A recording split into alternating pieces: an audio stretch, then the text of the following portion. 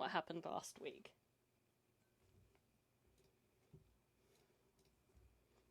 Got some bad vibes. That's what happened last week.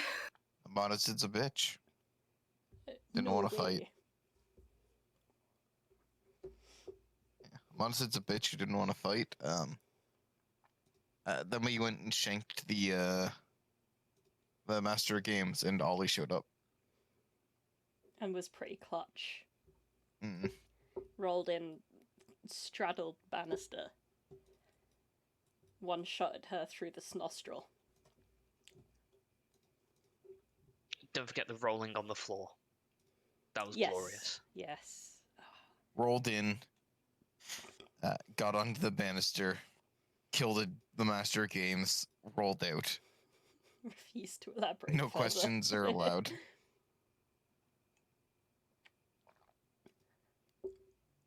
I really missed her. It was great to have her back as a little, I guess, cameo, really. Mm-hmm. And afterwards, you got loot, which you faithfully trucked all the way back to the Thieves Guild. And after several hours, Inqua finished identifying all of it. Yeah. Side note on the way to the Thieves Guild, could Audra use her psychic powers to let all of the slaves know that the master is dead and they're free, and just send out some good vibes to those poor souls? Can do.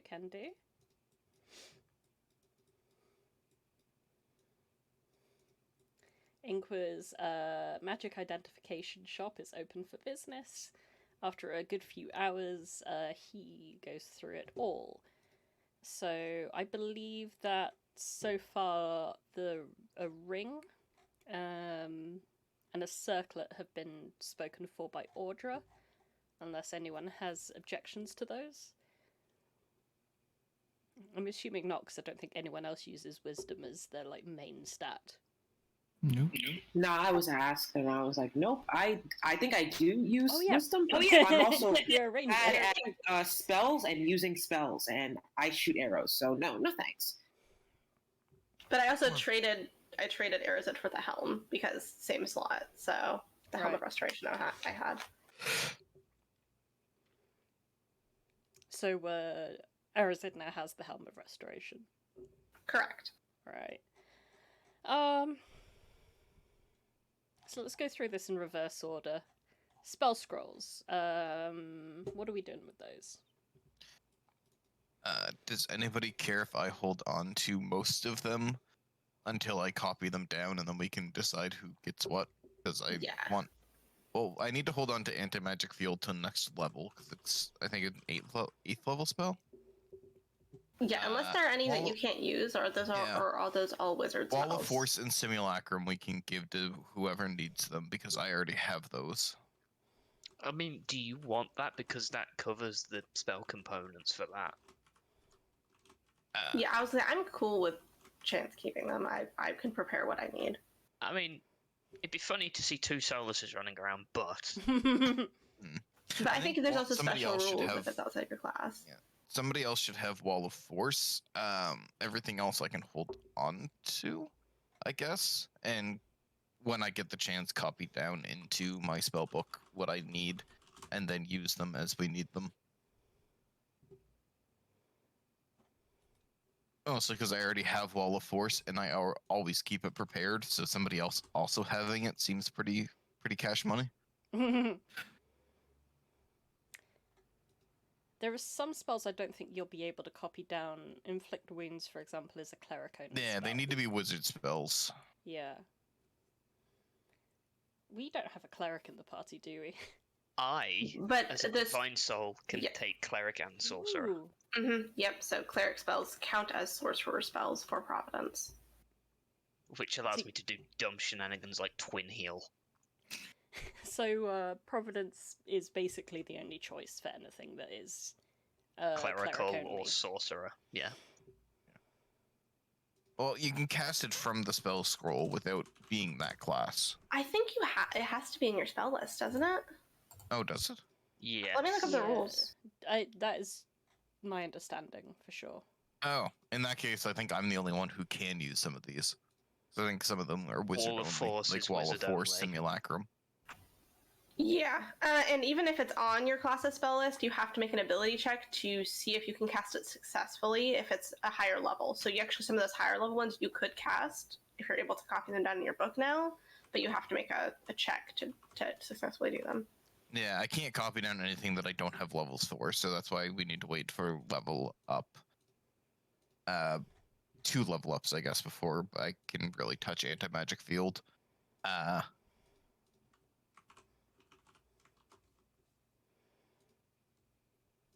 was gonna say, I don't think anything on there is druid spell list, or at least not druid only.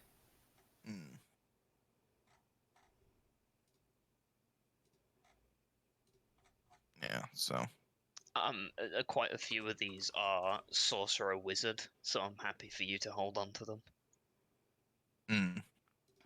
Yeah, I guess I'll take then Wall of Force Simulacrum. Yeah, anything that I can't use, I guess Providence will keep, is what we'll go with. Okay. All of them, aside from inflict wounds, are wizard or wizard and sorcerer. So essentially, most of them, in some way or another, Providence can use. Yes. Yeah. What's that one? Major image. That definitely, I think, is a... It's wizard and sorcerer. Yeah.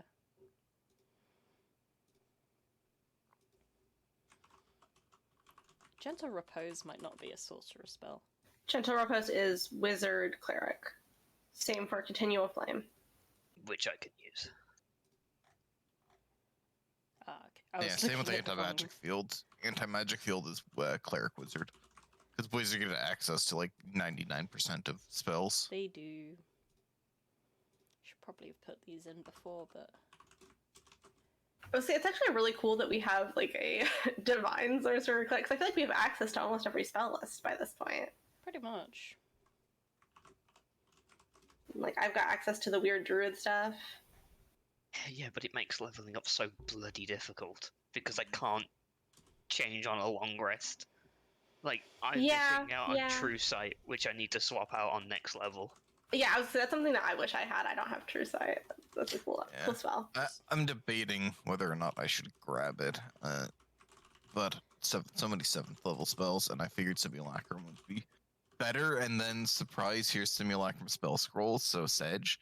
But it does save 1,500 gold, and it's an expensive spell. Yeah, it's 1,500 gold, and will retain a copy with a 7th level spell slot. So if we need to teleport like twice in one day, technically we can with Simulacrum, because I can just make a Simulacrum chance, who can then also cast teleport. Hey, let me just phone up my buddy. Summons myself. we can travel like crazy amounts because we can do that, and then I can also cast travel via plants, and then also Windwalk. Same day.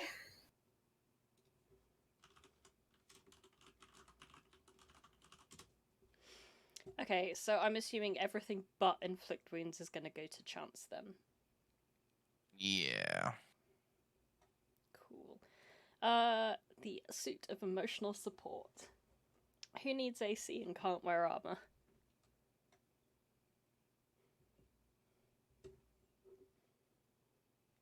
I think Arazid asked about that one. I'm more than happy for Arazid to have it.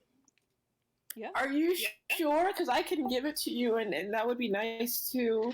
Look, I'll put it this way: if I am on the front line, something has gone catastrophically wrong. I should be nowhere near the front in any way, shape, or form. Yeah, but what about like things that have like I guess AOE? This is mostly like saving throws, but like I've got health. It's fine. Okay, I'll take it. Okie dokie. I believe that Solas asked about the battle axe, the dragon axe. Does anyone have an issue with him taking the battle axe? Nah. Cool. The belt. Bong stick.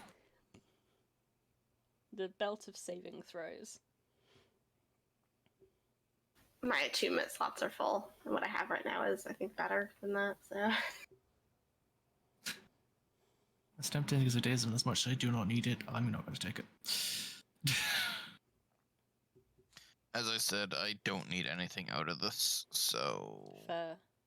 I just want things to disenchant, for spell casting and magic item crafting type stuff. Yeah.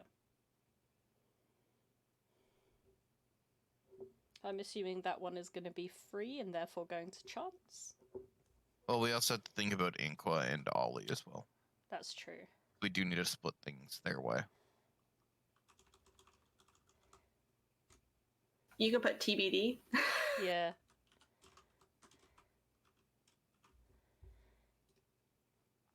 Alright. Has anyone looked at the doc for this? This is a sorcerer only item, so... Yeah. So who wants that? I wouldn't mind that. 'Cause I'm going to be honest. Well, it's specifically for you, because nobody else is sorcerer. Yeah, it's for you. Yeah. This is where I just turn around and go, chance, use it for spellcraft. Haha, it's an artifact. Damn it. But Yeah, yes, like- that's the only thing I want. Providence hasn't been with the party like long enough to have all the same magic item gaining opportunities as others have, so I thought Aww. one thing specifically for you might be nice. Aww. It's so fashionable as well. I can turn it into a handout if you want. I really would appreciate that. 'Cause I don't know how I'm going to turn 2 pages into an item. That is understandable. Which also means that I need to unattune from something.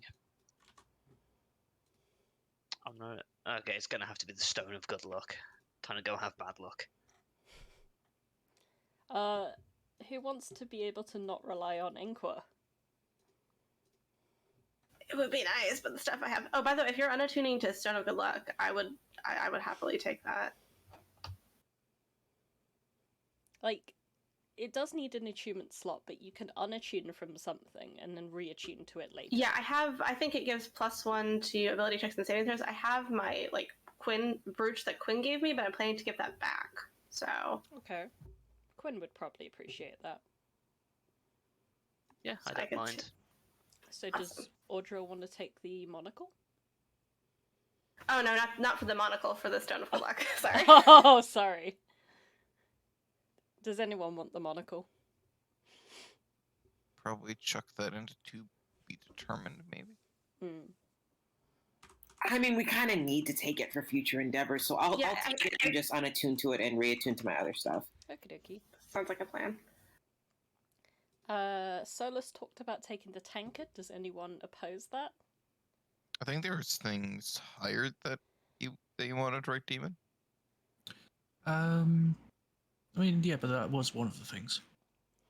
I mean, I have no issue with Solas taking it. Like, full disclosure, I made that specifically because I thought it would be really funny to give to Ollie as a joke gift. Because, like, she's gotten so drunk in, like, past sessions to the point of being unconscious from being dragged upstairs and getting, like, light head trauma. Yeah. Yeah, because that's the third one, and the potion we can just kind of take out of calculations and just give that to whoever needs it, so that's good. But if Solas wants to keep it around for genuine character reasons, that's fine, especially since it's not an attunement spell item. Yep. Yeah. Cool. Does anyone want this amulet for minor illusion? I think that would go well with Ollie. I think that just makes sense. That sounds good. Anyone else object? I would like to present it to her like it's a gift specifically from me. She's still in Howard Trustworthy form at the moment, by the way. Which is my wife. Like, legally my wife. Specifically Howard Trustworthy. You finally got me some jewelry to show how much you love me. I mean, I also got you that ring of like protection from poison, which was really important for that one battle that had to do with a lot of poison. But you know, this is also a thing from me, specifically from me, not from the group. I need many bits of jewelry to keep me looking fabulous. You are fabulous. Yeah. Thank you, Pony. She gives you a little kiss on your forehead. He does like the thing where guys go like yes, like fist pumping. All right, the Circlet of Wisdom goes to Audra. I think we covered already. No objections there. Yay! The Cloak of Elvenkind, something super useful if you are someone who likes to hide. The thing is, that's why I kind of wanted this, but I also want the clothes of the clothes of clothiness. Is Cloak of Elvenkind isn't it usually not attunement? That might be correct.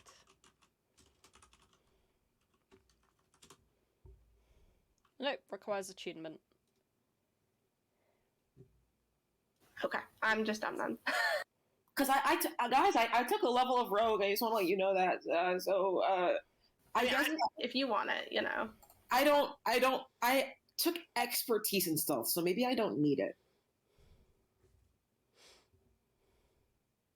I mean, you could still wear it without being attuned, and it would just be a fancy little cloak.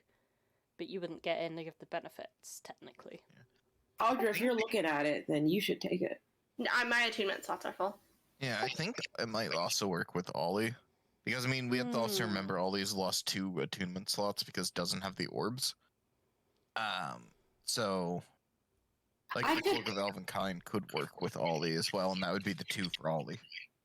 I am attuned to a ring of protection from good and evil, which has not been really used. Oh, I was unattuned to that. I'll unattune to that and take the Cloak of Elvenkind. And also, just to triple check, my Hot Chalky does not need attunement, right? No. Okay, cool. Okay, then, at this point, we need to figure out who's only getting 1 magic item, then. Or is that going to be the 3rd? And somebody else is going to take the Potion of Healed Strength, because that's 3 for Arazid at this point. I mean, the Potion of Giant Strike is a consumable. I don't know if we want to count that as like being on the same level as the other ones. Yeah. I wasn't. I was counting as that would be the extra, then everybody else gets 2. I feel like that's pretty fair. To be honest, I'm happy with like 1. Yeah, I mean, I'm happy with what I have. So if everybody's happy with what they have, I think it's fine. If one person gets more, they're things are varying rarity and stuff. Also, one of my items is the monocle, which is kind of like a group thing.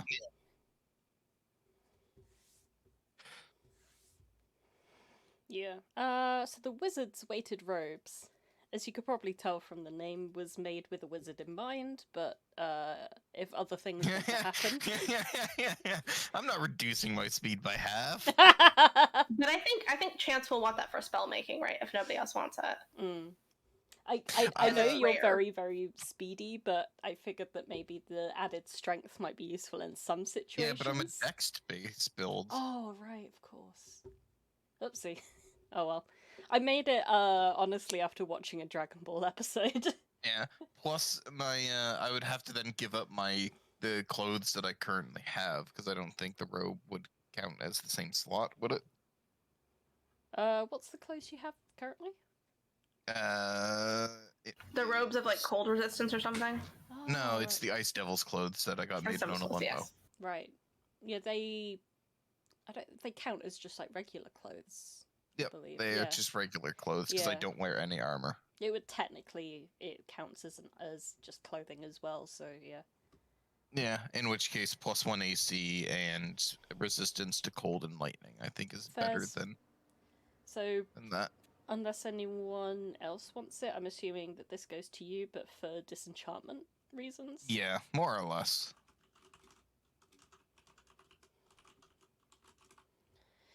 Audra really wanted the ring. Does anyone object? No. Cool. And Solas talked about the potion since he's strength based. Does anyone object? No, that makes sense. +1 to Arcana checks. I'd want to give that to Inqua, so he's just really good at Arcana checks. Unless his attunement slots are all full. Which I mean, he also gets extra attunement slots because of. Oh, right! Because Artificer.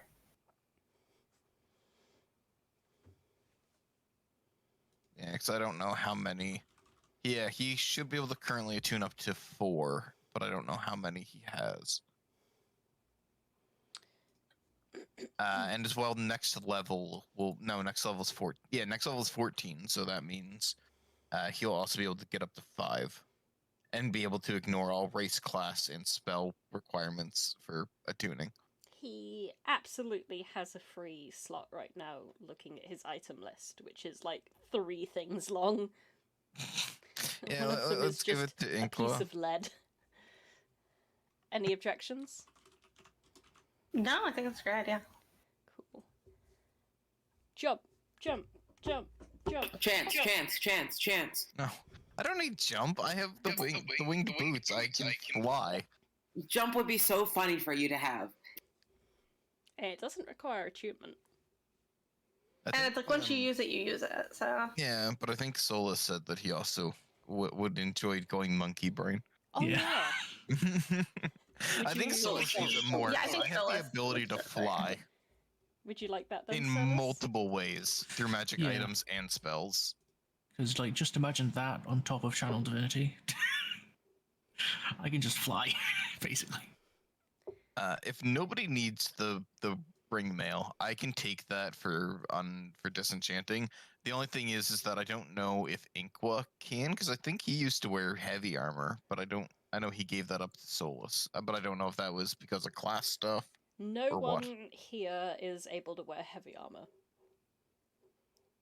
I went through like all the character sheets yesterday, and like put all your proficiencies down on like a little cheat sheet, and the heaviest armor anyone in the party is able to wear is medium. Even Solas, damn. I know, that surprised me. it's because it's warlock shit. Yeah. Yeah. Because I'm base warlock and then get medium from Hexblade. And so I can't do anything else. We've had this conversation, I know. I should have put so that this is also a +1 AC ring mail. Yeah. Oh god, that's actually really good armor if anybody's strength based. But nobody is. we don't have anybody strength based in the party. Except I mean, the for problem... Solas. I mean, I No, could... Solas is charisma based. Well, the thing is, I could take Attack-wise. that. Yeah. So, like, I could take it, but it is significantly worse than what I have, just in terms of AC. So it's kind of... What do you wear at the moment? It's just +1 half plate that Inqua gave me. So a +1. That's ring what mail Inqua was is- wearing, was half. Yeah. Yeah. But also it requires attunement, which, again... Yeah. is- So any disenchantment, gang? I wouldn't mind. Or we could just say it's marked as disenchantment and leave it for whoever wants it for disenchantment. Yeah. I say, and then we also have the belts, which I don't need. So I mean, I'm down to take that to also disenchant, because I just want stuff to disenchant, and that's also rare. I think Inqua's probably fine with what he's got, so if you want to take that for disenchantment, I don't think... That, or we could give it to Inqua, because that would he can use it next level. And then I'll take the ring mail to disenchant. We'll ask him in like 2 months. Well, I think it's probably best to do that, is that we can save that for Inqua, just put it like the belt away for Inqua, and then I will take the ring mail to disenchant. And then I'll disenchant the weighted robes and the ring mail. The 2 things that we can't really, that nobody's going to ever use. Alright. Sounds good. Alright, non-magical items. Mostly flavor stuff and things you can sell. Audra wanted the sketchbook, which is fine because I made it with her in mind. Anyone else want anything in particular? I would also be down to try to make potion stuff with the feather and the scales. If it's not worth a lot. I don't know if I can make potion stuff with that, but I'm willing to just try.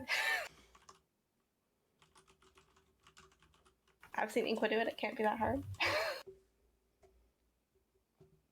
I think all that armor and weapons, is anybody objecting to just giving it back to the people of Taras and just walking up to Morgan and being, here you go? Yeah, it's fine by me. Yeah. I mean, we could also use it to armor, like to our troops. Yeah, but Taras also needs stuff to arm their troops. And yeah, because the armor's going to come through here also. I think they're in a bit worse of a situation than we are in Grove right now. That's very true. I'll take the handkerchief with the note because I want to. What is this? Cool. You can roll a history check to determine that a bit more if you want. Yes, please.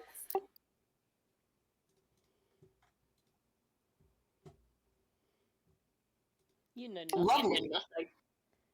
I'm gonna hold on to it still.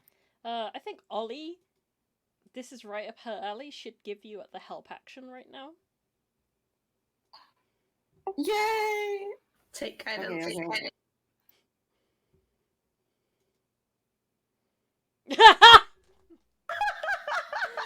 Oh, you were just not meant to know. You think that this is a love letter from Donkey Kong? Oh my gosh. What is the Donkey Kong? That is something you'll have to go on a whole side mission to find out. You've never heard the legends? Wow. Okay. You didn't grow up near Naglamund and it shows. Have you ever heard the tale of Donkey Is this Kong like a donkey who became a bard who became a donkey? No, it's like a big ape beast. Why would you call an ape donkey? It used to throw barrels off of the side of Naglamund's cliffs to sail down to Loch Mond. That just sounds like a really ill-behaved primate. Well, so is Ollie. And a very short human man stopped him. It's very important to like the lore around Naglamund. But while that guy was pretty good at stopping Donkey Kong, his brother is actually the more brave one of the pair. I admire Don't just him write so Luigi much. into the lore of my fucking game. I admire him so much. Okay, Aris takes the handkerchief, though he does not know what is going on, but if anyone else wants to genuinely find out what it's about, that's open. We also have some other pretties. Does anyone want them in particular? Like I said, I'll try to do something with the scales and feather if no one else wants them. Silence sounds like that's a you thing. Yeah, I have no use for any of these mundane things. By the way, I rolled a 25 while looking over Arazid's shoulder to figure out what's up with the handkerchief. The handkerchief is clearly, obviously, signed by Donatella Coda, also known as the Oracle. That the same Oracle from the past? Yep. That's obviously signed by the Oracle. That's. I mean, good luck telling Arazid that now. I'm saying this like while Arazid's talking about the Legend of Donkey Kong. Audra just gives up. Does anyone want the statuette?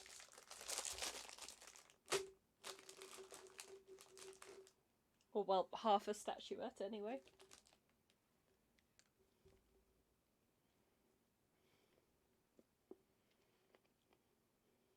Cool talk. I think the statuette screams Ollie. I don't know why. I had the same thought.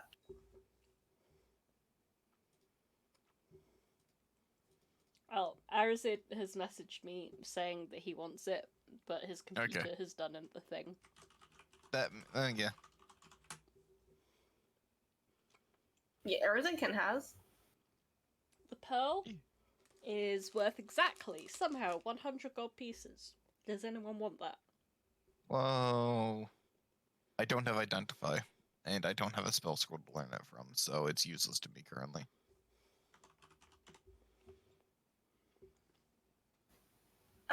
I mean, yeah, the stuff that I want really are just like, I just need diamonds so you guys don't die. At least let me check my material components, Ren.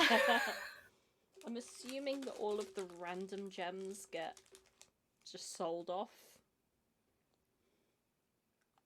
I would assume so, unless I'm just going to check my spell list real quick to make sure I don't need any of those. Okay. I'm gonna say I'll keep the pearl, because if I do come across Identify, then I'll need it.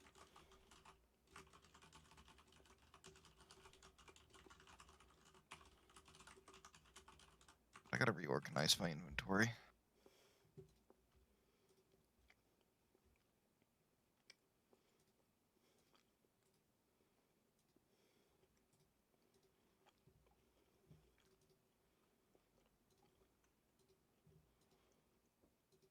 There is now a transparent image of Luigi's hat on my desktop. I'm okay with this. Oh yeah, I have already saved that.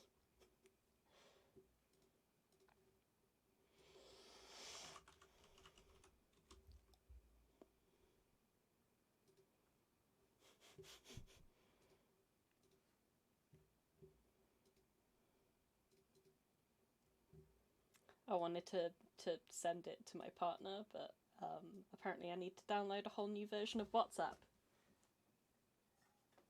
Yeah. Yeah, this is the third time today that we brought up Luigi, which is... He is inevitable.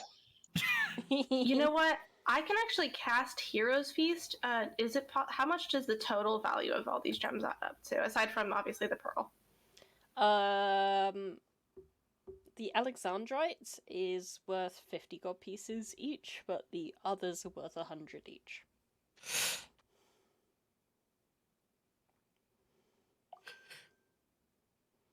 So that's 200, 500, 700 gold pieces total? Yeah, I think so. Okay, I need, in order to cast Hero's Feast, in case we want to do that at any point, maybe before the BBEG battle, I need a gem-encrusted bowl worth at least 1,000 gold pieces, which the spell consumes. So could we save those and try to make those into part of that okay, bowl? so we have 700. Yeah, and maybe like the bowl can be made of like gold or something, or like, you know, I know part of the cost is going to be what it's going to take an artisan to like put it together. So. Well, I mean, with that, and then, I mean, I also have just random gems on me that we can also throw into there. So let's save those with the intent of making a gem bowl for Hero's Feast. Okay. So that leaves we did it. just the divot, just dividing the cold hard cash. I've just taken what was said there. Yeah, I'm just gonna take like my portion. When you say said there, Chance, do you mean like here? On your document there. Yeah, the 172. Yeah. Cool. Because Inqua and Audra proposed an alternative way of dividing things up, where Inqua gets to keep all the silver and copper and gets to make a bunch of maces or something. Which would mean you would take 215 gold, and then not much else. Yeah, I'm also fine with that. I think that's just gonna make it easier to like carry and use and stuff. So that's, unless anybody has some objections. Yeah, I'm fine either way. I already have plenty of both, so. Yeah, basically just enjoy your 215 actual gold pieces. So I need to add an extra 43 to what I have. 215 OGP. Okay. 215. I honestly thought splitting it up that way would be wildly unpopular. I'm glad Inqua is so excited about having the gold and silver. I mean, the silver and copper.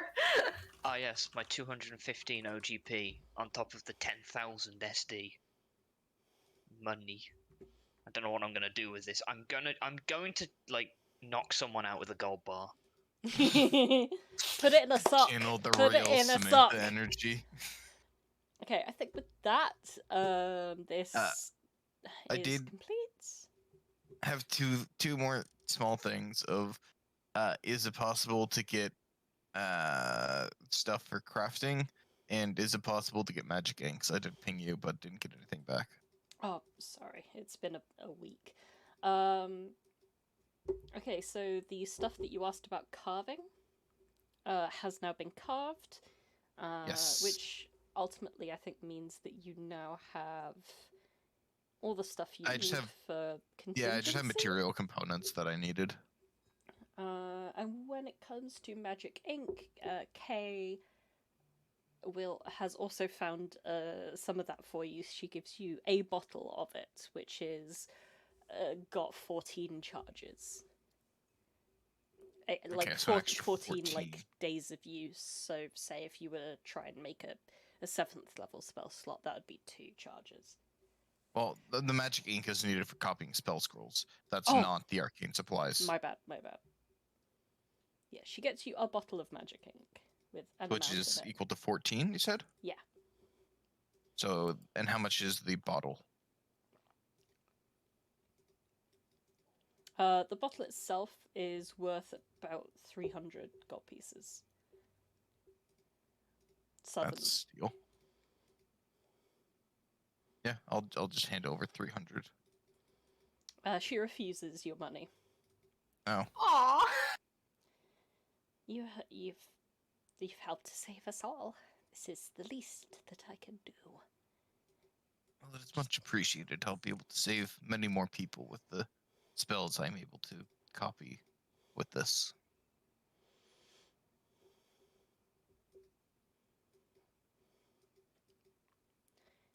And what? Am I able to find any more arcane supply in the city, or? I know Providence has bought like all the stuff that Kay had. Your best bet would be to ask Kay if there were any competitors for like her shop in the city.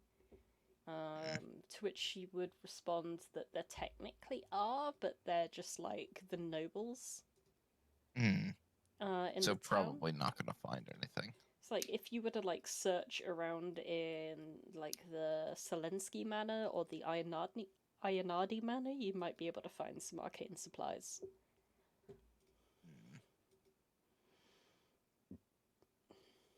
I mean, well, things are divvying up after Chance just kind of pointed to the two things and said, all right, just set those aside. I'm using those. I guess he would go ransack some nobles' houses for arcane supplies. Nice. Anyone want to come with him? Sure, why not? There's no such thing as platinum, right? No. Oh yes. No, it's the other one that I haven't used. Electrum. Yeah. We don't use. No one uses that one, except in the Nine Hells where it's the only currency. TIL.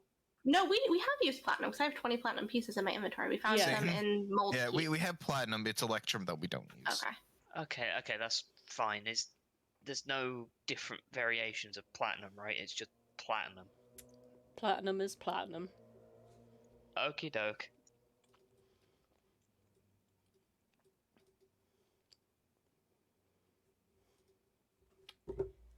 Yeah, so time to go ransack some noble's house. As a fun aside, I've been having a lot of fun playing the thief games lately.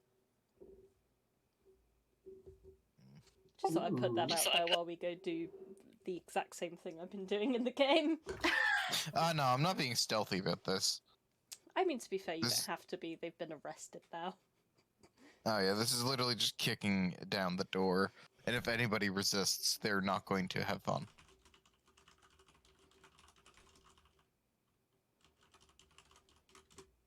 I mean, I don't know if we need to kick the door or just...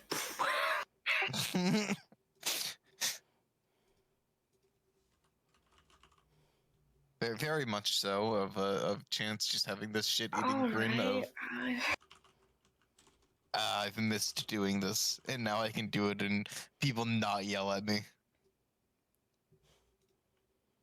Roll an investigation check. That would be... how many of the places are you intending on looting? The two main ones that Kay mentioned. Then 2 investigation checks, please. And I will give the help action on both of those. 2 advantaged investigation checks, please. 20 and 16. In the library of each of these houses, you find some amount of arcane supplies. In the first one, the Selensky Manor, you find 30 days. Or 30 supplies. Shit, dude. What about the second? In the second, you find only 18. Still 48. That's still good for us for a while. I ran out, so. And I've more or less just been pooling it and giving. We've been just using it all mine, so that's gonna do us. Yeah, we've been sharing resources. So. Yeah, I am so glad that you guys are okay with all the fucking loopholes I put into spell creation. We are just happy that you are allowing spell creation. You are just such a cool DM. Right. Got one last thing to do in Jurass before I leave. Okay, sure. What are we doing? We're going to the bank. Oh boy. Okay. Do you need to exchange some currency or? Oh no! I need to make a withdrawal. Oh, okay.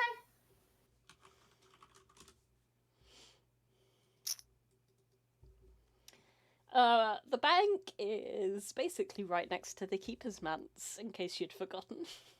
Yeah.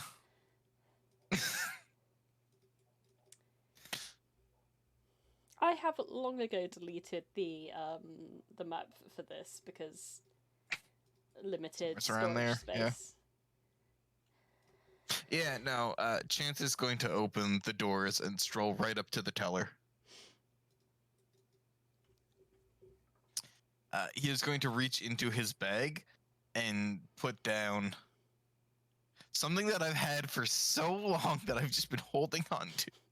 Mm-hmm. Is 2 bond slips for 100 GP each. Are these the ones from the Bank of Andoria?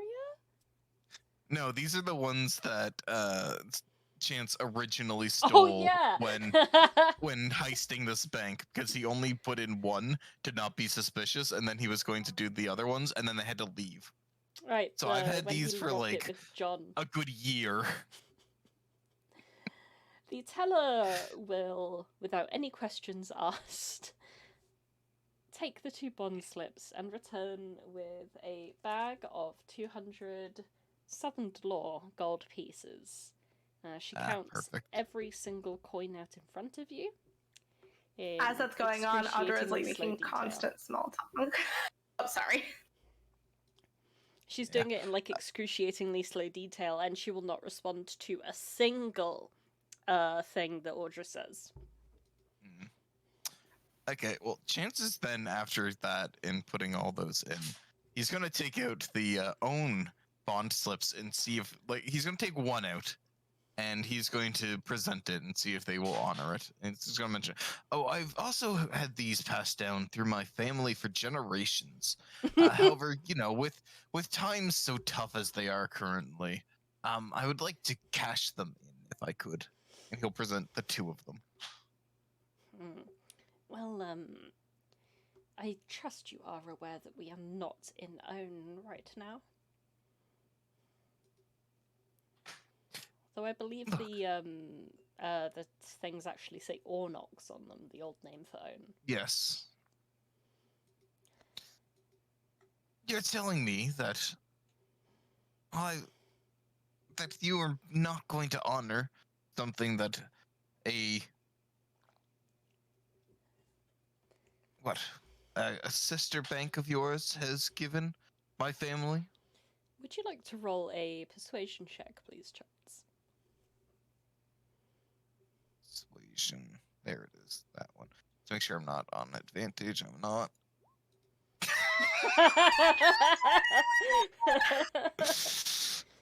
Well, sir, since you have been such a valued customer here, we will honor it for you this one time, with the understanding that from now on you will do all of your future banking with us, and not Own. Oh, of course. How much was it for? I have 2 for 5,000 each. Oh my god, okay. Because these are the ones that I picked up that I was going to try and forge into. Right. These ones, but I guess the dice just want me to have this gold. I think so. Because she comes back and it takes a few minutes for her to count out, what is it all in all? 10,000 Southern DeLorean pieces. Stonks. You've gone from, oh god, we're bankrupt, to, or oh Mekhis, we're bankrupt, to, stonks. We're all just sitting around like, wow, it's really taking Chance and Audra a long time to get back. So you've got some, you come away from the bank with 10,200 Southern Dolor gold pieces. It's very much stonks. I have... This time I didn't even rob the bank, and I probably inadvertently caused an economic collapse. It wouldn't be your first. If I had a copper piece for every time Chance has just destroyed a city's economy, I would have 2 copper. Which isn't much, but it's weird it's happened twice. With that, Chance has the biggest shit-eating grin as he turns to Audra and nods and heads back to regroup with everyone. Okay, after we leave and are out of earshot, was that okay? Was that legal? He just did it, so I guess it's okay. I mean, they honored it. I am shocked and awed. I didn't think that would work. I just tried it for the absolute long shot that it would. That's amazing. We could buy so many seeds with that. I mean, we're not going to buy seeds with it, but... As you make your way back through the southern part of the city, you see that in the slaves' quarters on either side of the wall that you need to use to get to the bank, people are mass moving northwards as well. People in very tattered clothing. A lot of them looking quite emaciated. Audra slowly turns to Chance and just puppy eyes. What's gonna happen to them? Are they gonna be okay? They're gonna be okay after this. And Chance is just going to how big of a group is it? It's a horde. Okay, so my plan won't work because that would cause absolute chaos. There's thousands of people. Everyone that was a slave. Once we get back, I'm going to talk to Morgan and we'll figure something out. Okay. I don't know if I can leave when their clothes don't even fit them right and they have holes in them, Chance. Look, I can't give them money because then they're look,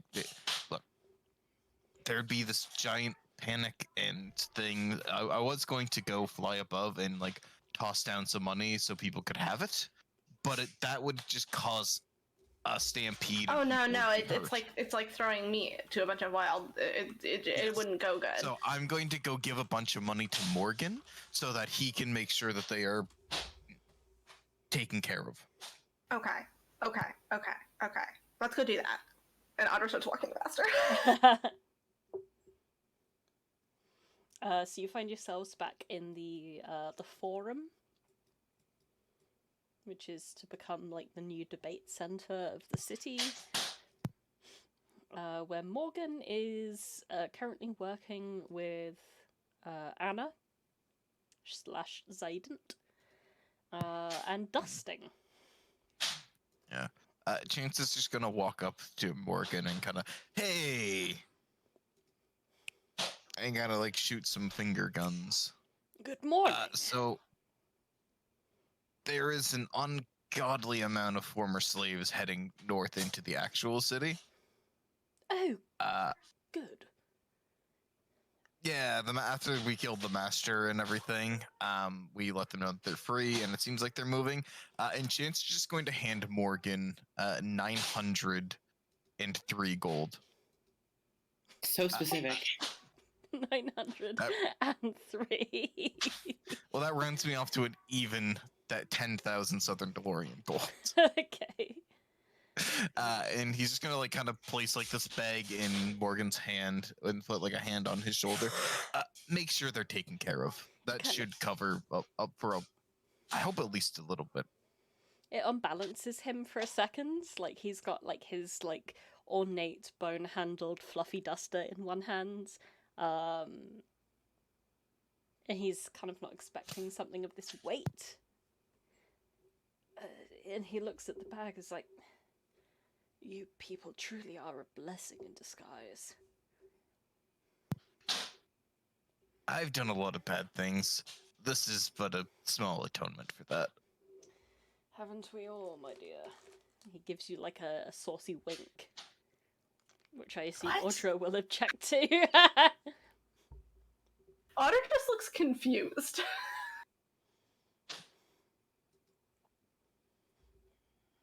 So yeah, take care of them. I think we're going to be heading out soon-ish. And Jan's going to give like a bit of a thumbs up as he starts walking back to Audra. For some reason, feeling slightly uncomfortable. Where is it you are all going? We have more things to do, more things to investigate. Our exact location, I'm not sure, but we need to also prepare Grove for the coming invasion. Oh, best of luck. We are going to do the same here. Oh, no, we've already freed them, and they're just prepping for the battle and everything. We just need to make sure that they're good. Also, just to make sure, it was only a couple hours that you were stuck in that room, like everybody said?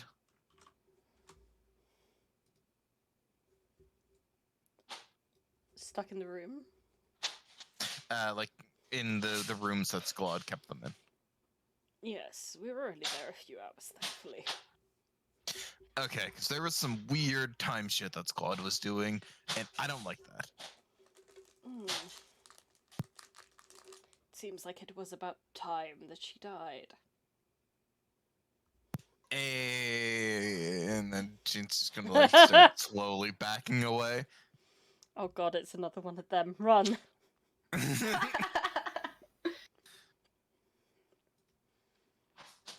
Audra just kind of hug tackles Chance. I'm so proud of you.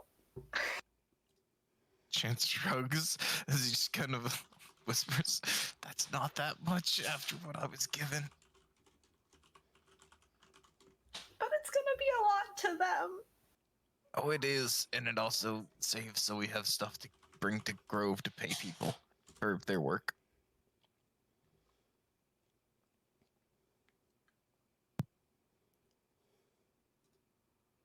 Audra will like slowly, kind of like partly disentangle, not fully unhug, and pull something out of her bag. It's the ring, and she's gonna look at Chance and say, "You heard Inqua say what this does, right?" Yeah. Insight check. How clueless is Chance right now? I mean, he's completely clueless. Okay, yeah. Oh, no. You know how like in like real world it's like the random country bumpkin type thing. Yeah, he's from the desert. All he's known is a cult. This is the first prolonged human contact he's had in years. Because he was just kind of wandered on his own, being a sellsword for like, I don't know, a couple years before eventually meeting the party. After escaping a cult that tried to keep him imprisoned and almost killed him. Does that give couple you your times, answer, probably. Audra? Gives me my answer. Yeah, I guess Audra like looks Chance in the eyes and then goes like has like a light bulb moment and goes, "Oh, okay. But you know about marriage, right? You know what marriage is."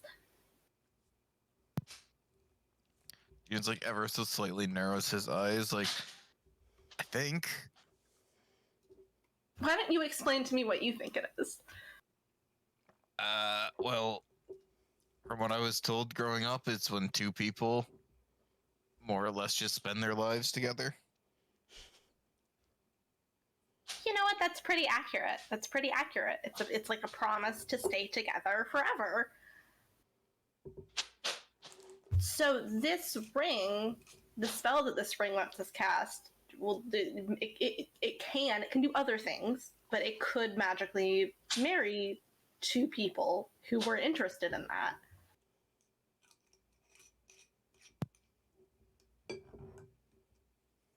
You see, like, the gears turn in Chance's head for, like, a minute. Audra waits patiently. Why do we need magic? I thought that already was a thing. Wait, you thought we were already married? What? Chance just looks confused at this point. I thought we've already agreed to this. I don't know why magic needs to be involved. Well, you know how I'm saying we're stronger together? If you get married magically, that's actually true. It's like actually like magically true.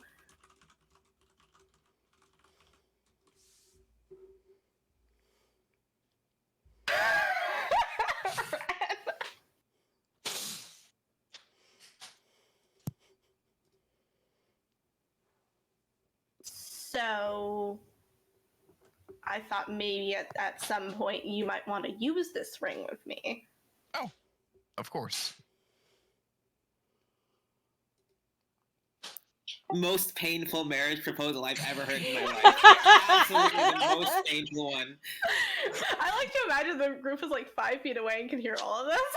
Like this is like as walking back and everything, just like through the sewers and everything, just echoing off walls.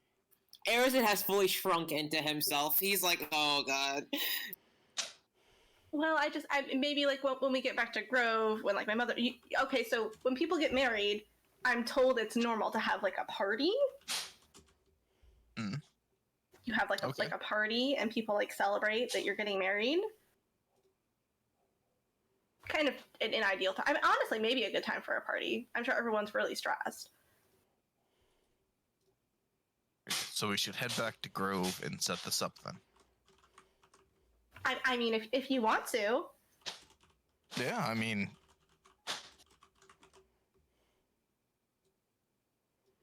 as I've said before, I'm planning to spend the rest of my life with you, so why not? Audra kisses him.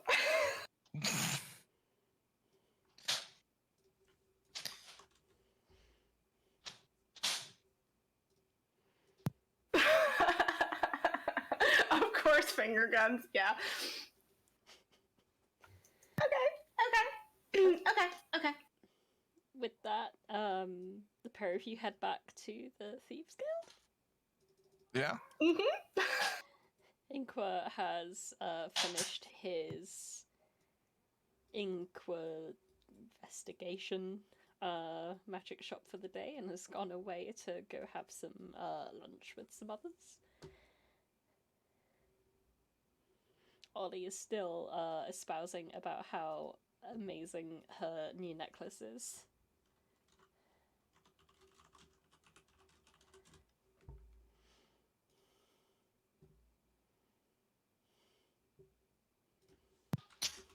We return, and I presume we just kind of gather everybody around. And what are we doing next?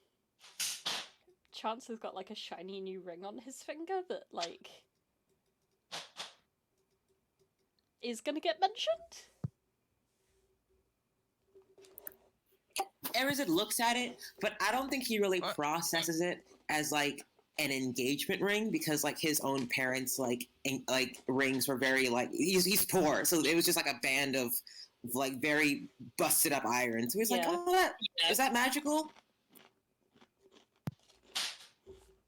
Chance kind of like looks to Audra. Yeah. Yeah, if you want to tell everyone, that's great. Yeah. We're getting married. Oh. Yeah. In Grove, obviously. My mom has to be there. Arazid is like vibrating. He's so excited but trying to contain it. He's like, okay, that's awesome. That's really cool. I think brides have like people of honor or something. Do you want to be my person, Arazid? Are you okay? I'm fine. If you don't want to. No, I would. If you don't let me, I will actually die. During this time, Chance has like kneeled down and picked up a rock and pockets it.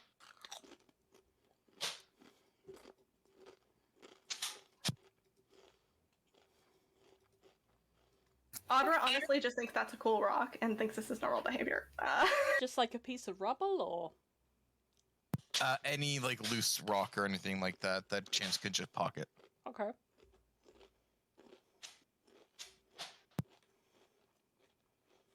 I'm so excited for you both. I've not ever personally been to a wedding, but I know they're like moments of big joy and happiness. Arazid and I'm kind of worried that the whole impending doom thing might put a damper on the party. Arazid, I have never been to a wedding. Arazid also attended Henry's. That doesn't count because I don't really like him very much. Doesn't count because he sucks. No. And also because I feel like the whole fight thing, I feel like I didn't get the full wedding experience. Yeah, there was quite. Also, his wife is fucking someone else, so we can just drop the pretenses here. His wife is fucking someone else. It was quite a loveless marriage. Sads. I mean, it's gonna be a Grovian wedding, so No, he doesn't know. There's gonna be like a flower boy and all of that. I don't know the customs, but I'm happy to go along. Do you have any that you want to incorporate?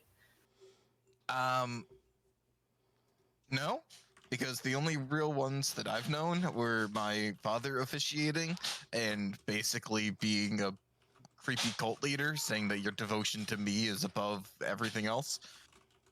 Ew. Yeah. Well, now you guys are going to be devoted to each other above all else. I think that's what marriage is, right? I'm pretty sure. I'm only fake married, so I don't really know. My parents love each other a lot. Do you want to get real married? I can't officiate my own, obviously, but I could officiate yours. Anyways, let's focus on your guys. We already are real married. We've been married for 5 years now.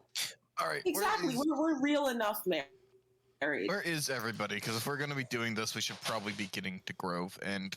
Oh, yeah, I should grab Quinn and see if they want to come back with us. Yeah. Look, I can only do up to... And Chance, like, pulls out this, like, kind of dusty old notebook. Flicks it open. I can do up to 8 people. Okay, so that should be fine if we're bringing Quinn, right? That's. Yep. Okay. If I'm not sure, are you coming? And Chance looks to Ollie. I am gonna stay here and try and help the poor people of this place defend themselves. Also, it is technically my home. Okay, so brings us down to 6 currently. That's if Inqua's coming too, which we should go check. Inqua is in the process of fabricating all of the maces that he talked about. So I guess we check in with Inqua, and he's like, "Look, I got maces to make." Oh, you're getting married? Congratulations! I was married once as well. What do you mean you were millennia ago? married? Oh, okay.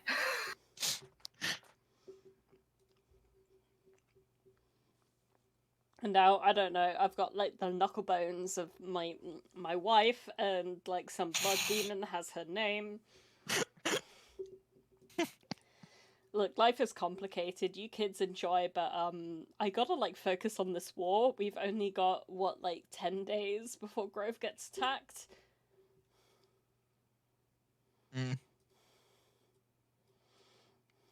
So, like, happy matrimony and everything. I love you all very much, but I'm busy.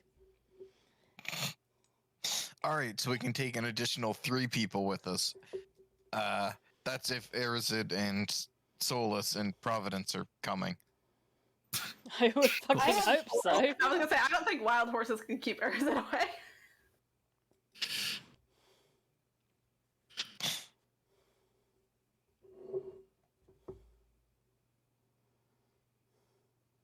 Do you think you maybe want, like, I don't know, like, Solas standing next to you in the ceremony, or have you thought about? Do you want to fight at your wedding? Because that's how you get a fight at your wedding. Why would there be a fight? Why would there be a fight? Chance and Solas love each other. Yeah. Okay. Yeah. Sure. Yeah. There are 2 sides of the same coin. There are 2 sides of this coin. Both of them are dumbasses. Yep. Oh. Where is where is Providence and Solas? Because we need to grab them if we're going to teleport. Oh, I can get them. I'll go grab them. Audra, if you want to go talk to Quinn. Yeah, of course. I will go find Quinn. They were in the training room, but, like, emerged into this, like, antechamber area. Intending on going south to grab a drink, but heard, like, snippets of the conversation, so walk towards you instead. And they look at you with, like, this mix of, like, shock and awe and, like, excitement. Hi! You look like you've heard the news. Yes, congratulations. Thank you. Fucking hell, Audra. That's a bad word. Mekhis be praised, Audra. Marginally better. Continue. Not something I ever anticipated from you. You never thought I'd get married? I never thought that you'd learn to love anyone more than you love plants. Audra looks deeply offended.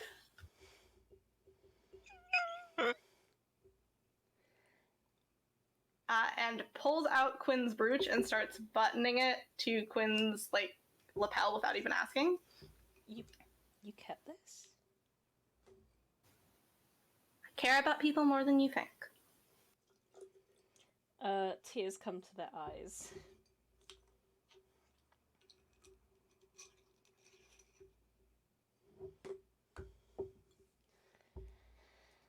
Speaking of which, do you want to come back to Grub with us? I figured you might want to go home.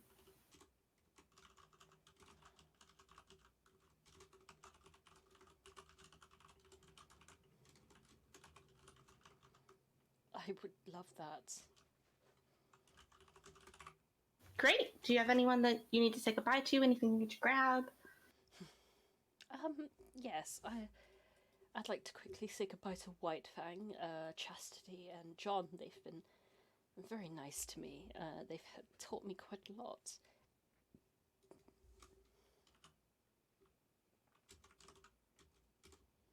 Great! We're going to be congregating over there, and here's a good berry, and see you in a few minutes. Yes, absolutely. They will go off, at which point, everyone's favourite cute little NPC, Trimtrist, will emerge from the chambers. Hey, I heard that you guys are going, somewhere where there's, like, fields? Yeah. Fields, plains, forest. I would like to attend. I would like to go there very much. I think I could do quite a lot of good. We would love to have you. We have room.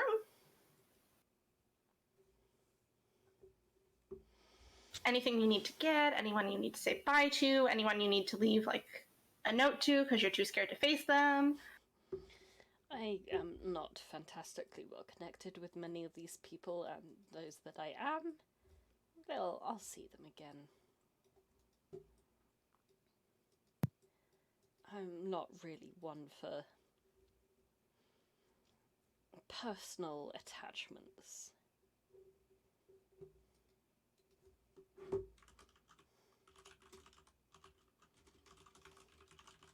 To each his own, I guess. He's got like a little stick with a little bag on the end. I'm ready whenever you are. Alright, we're congregating over there, and she kind of points towards Arazid and Providence and Solas. Trim will happily walk towards all of you guys. Hello. We're going on an adventure, it may seem, yes? Apparently so. You join us? Very well. I would love to, if you'd have me. It seems that after Blue Rock has died, Grove may be in need of my skills. I'm sure they'll welcome you in with open arms. Out of character, how many slots do you have left? Spell slots? People slots. So there's 5 of us, so 1 more, because Trim and Quinn make 7. Okay. And I can teleport up to 8. Okay. Because, Webley and Brightsteel, both kind of want to come with to see, but, if push comes to shove, maybe just Webley. 8. I don't want to separate them. I'll stay here before we separate them. Okay, in which case, Webley is just gonna run over to you guys and is gonna give just the biggest, lumpiest hug to every single party member, even those that he has literally never said a word to. And he's just gonna be like, congrats! Congrats! Congrats! Ah! You're a great hugger. Despite being 3 foot and a bit, Webley is indeed a great hugger. I offer him some of my hot chalky.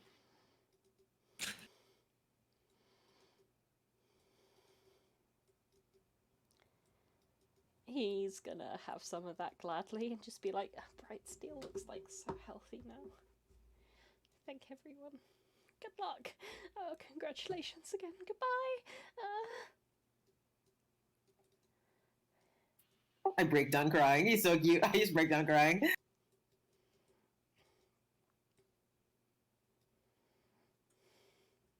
You can teleport up to 8, right, Chance? Yep. Go with them, Arazid. I'll be alright here on my own for a bit. Wait, what? I think they're not. coming. I think we still have 7 with all of us. If I've stopped counting. I'm going to be honest. If invited, like Brightsteel will refuse because as much as he loves and respects the party for, like, 1, everything they've done, and 2, for bringing him back from the dead, he also really needs to be here to help Inqua with, like, making all of the weapons. So Brightsteel won't leave.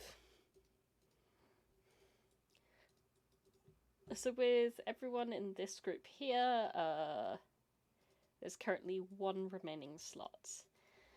Yes, if any NPCs wish to come, or anybody else.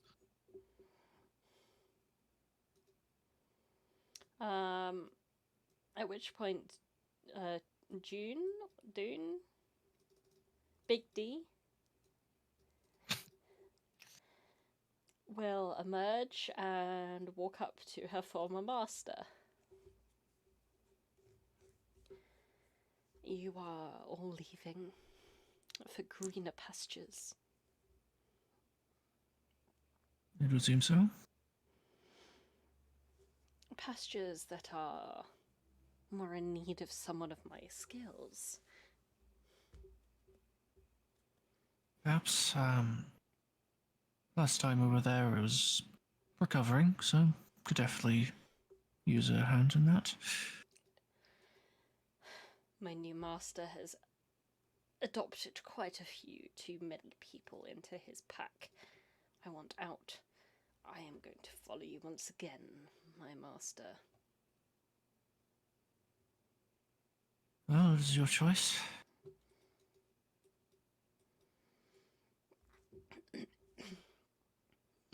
She kneels before you. Oh, okay. Have me. Of course, I guess. Just don't do anything ridiculous. I will try my best. Alright, looks like we've got 8. Alright, everybody, I need just a bit closer. You have to be within 10 feet of me. Everybody hold hands. We don't need to go that far. I immediately grab Chance's hand.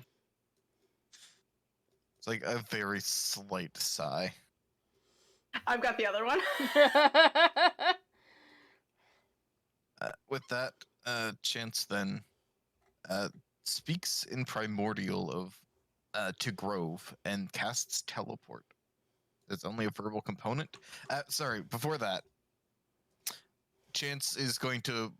Does Arazid currently have the Helm of Restoration on? I'm from Grove. You're holding me. You're fine. It needs to be an inanimate object. I do have the Helm of Restoration on. Or associated object, I guess, but I don't think people count. So Chance is just going to look at the helmet, which we have an associated item. Therefore, we're on the associated item, which is going to mean we are always on target. So I'm just gonna do the funny thing of boop, we're on target, and we teleport, and Chance is going to put us into the center of Grove, that plaza area that we fought Amonazid in.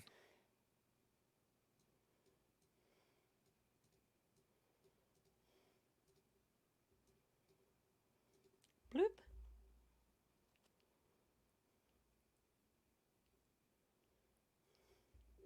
Oh, certainly been a while.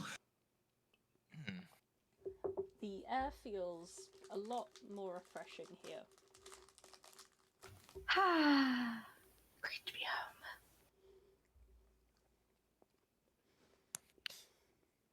Is there any immediate panic or, anything like that going on? Because it has been a little while since we've been here. There appears to be very little movement around where you are. You can hear some movement happening around the wall area.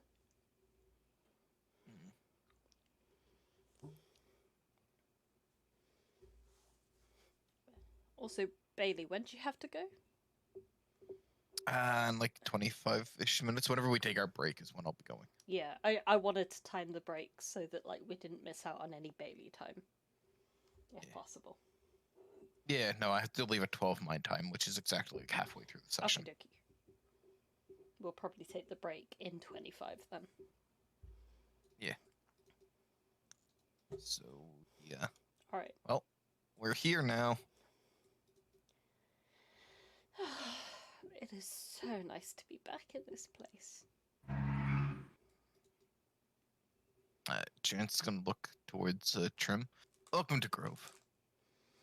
Trim has got like anime like stars in his eyes. His hands clasped together.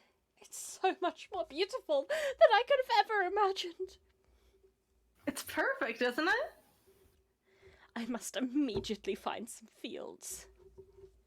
Audra will point him towards like the farmland and the fields. Trim. Yes? We need you to meet with somebody called Sophia. She's kind of the one who runs things around here. She can make sure that your skills are put to the best use. And where could she be found? Chance looks back to Audra. Where did she set up office? I will reach out psychically. Is she anywhere in the immediate area? She is inside Artemis's manse. Audra points, and in Sophia's head, if she can hear me, she'll hear, "Soph, I'm home!"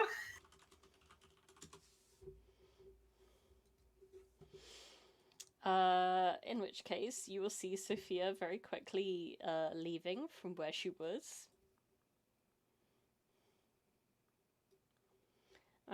She kind of steps down the stairs that lead to Artemis's manse.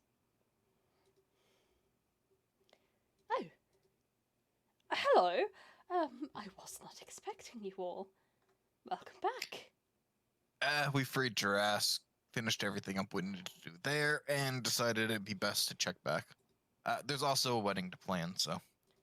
Oh, really? Whose? Mine and Audrey's. Yeah. It seems that Sophia kind of like has a heart attack. Oh, Audra, one word. What?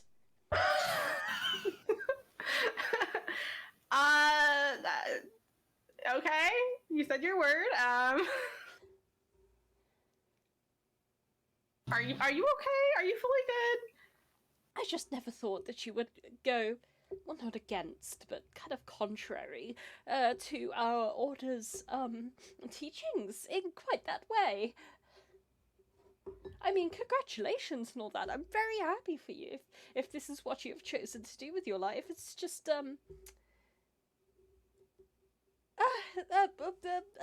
yes. Can I roll for druid lecture of why she's freaking out? Yeah, can I help with that? I want to get an insight as to why she's being like this. I feel like I slept through a lesson. Please go for it, both of you. That would be like history from Audra, insight from Arazid. Or insight from Audra if she has a better modifier. No way in hell. I'm just gonna say no way in hell. What the hell? Why is your insight so good? I have good insight. I'm a whiz-based character. Yeah, proficiency in wisdom-based character without 24 in wisdom. Why is the insight so good to someone that rolls better? So it seems that, like, in Audra's, like, chapter, there is a bit of teaching on, like, minimizing earthly ties. And Audra's not about that. There's a couple things that she chooses to ignore. You know, obviously, like, she's a meat eater. I feel like most of them are probably, like, pescatarians, vegetarians, vegans. Yeah. A lot of them have, like, ignored your quote-unquote breaking of the law because you've been, like, such a accomplished druid in other areas. They're more like guidelines anyways. It's like, you remember at the end of, like, book 2 of Avatar The Last Airbender, when the guy who's, like, all about pickled onion and banana smoothies is like, you must let go of your love for Katara in order to, like, achieve, like, total mastery over your avatar states, and he's like, but actually I quite like having earthly ties, bro. And it's also like, you know, Audra, I feel like to an extent gets her power from her earthly ties, like her friends and the people that she loves and the way that she cares for others makes her stronger in her mind, at least. That's so sweet. That's so sweet.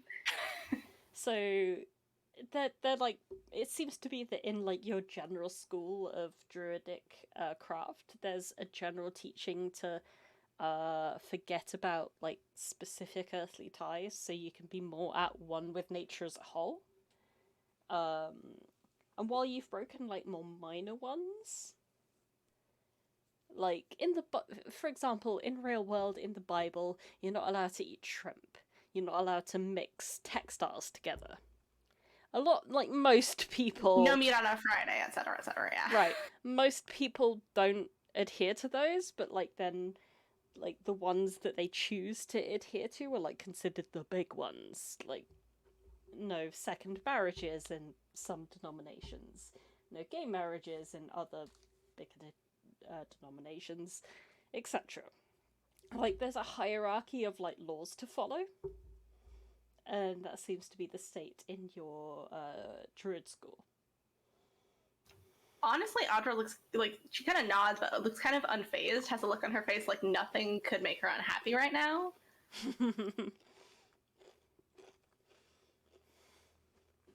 Come on, so if you're able to get past it and connect with the elements anyways, those are just guidelines. This is what you truly want, yes? Still holding Chance's hand. Nods. Understandable. Sophia, like, takes a second, like she's having a fucking breather. And then she's just like, okay. Hello, I am Sophia, your official Grovian wedding planner. Anything that you need, anything that you may want, I am going to provide. Oh, don't worry about costs or anything. I can cover that. Also, I run this town now, so cost is secondary. Chance will also, like, nod his head towards Trim. This is a friend of ours, Trim Trist. He's very good with the plants and fields and everything. He was the one kind of keeping Blue Rock Lake alive until it was no longer Blue Rock Lake. He's here to help in any way that he can. How wonderful we could do with someone of your knowledge. Please, go inside and we'll talk in a second. I unfortunately have other business I need to attend to immediately. Trim understands. Also, Nimrele wanted to be part of the wedding, so I don't know if they want to officiate or what.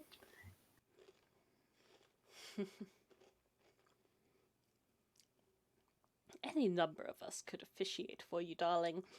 Myself, Nimrele, old Bort over there. Maybe not Old Port. Hello, Old Port. In a way, he would be the most fitting. He is the oldest. He is our mentor. You know, I can actually marry myself.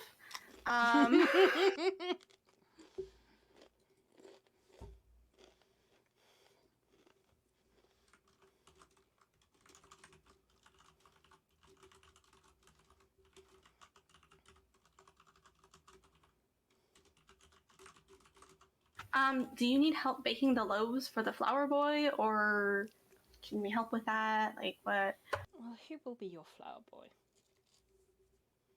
Once again, Providence's pocket starts to make, like, a lot of movement. I mean, I never closed the pocket. He's more than capable of hopping out. Providence just walks off. This is like... Alright. Cool. In which case, as Providence walks off to wherever Providence wants to go, a very tiny robot, so tiny that it's mistaken for a pebble, will land on the cobblestone, raise one of its many legs, and go, "This is my friend, and it would like to be the flower boy."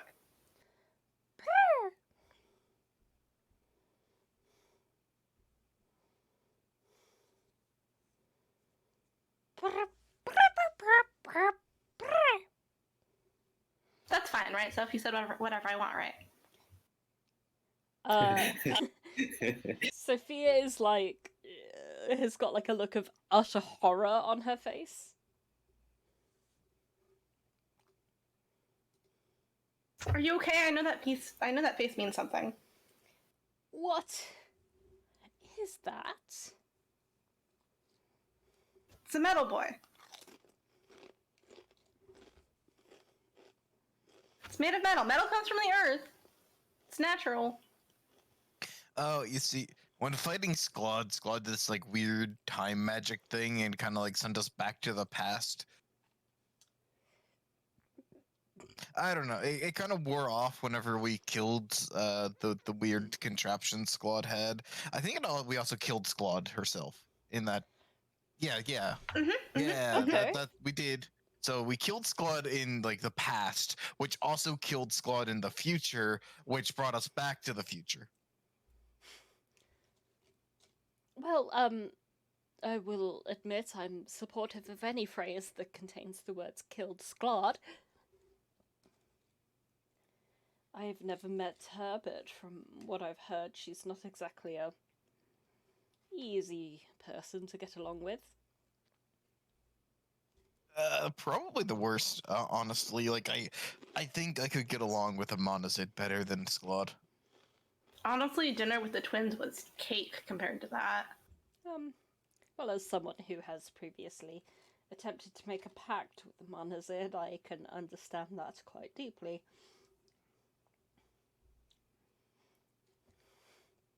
Okay, so when are you planning this little, ceremony? How many days out are we from Grove getting attacked? Grove will be attacked. According, yeah, Grove will be attacked on day 17. You're currently on day 7. Okay, so we want to wait at least 3 days. So the magical effects are still in place. So maybe like a half a week, a week. How long do you need?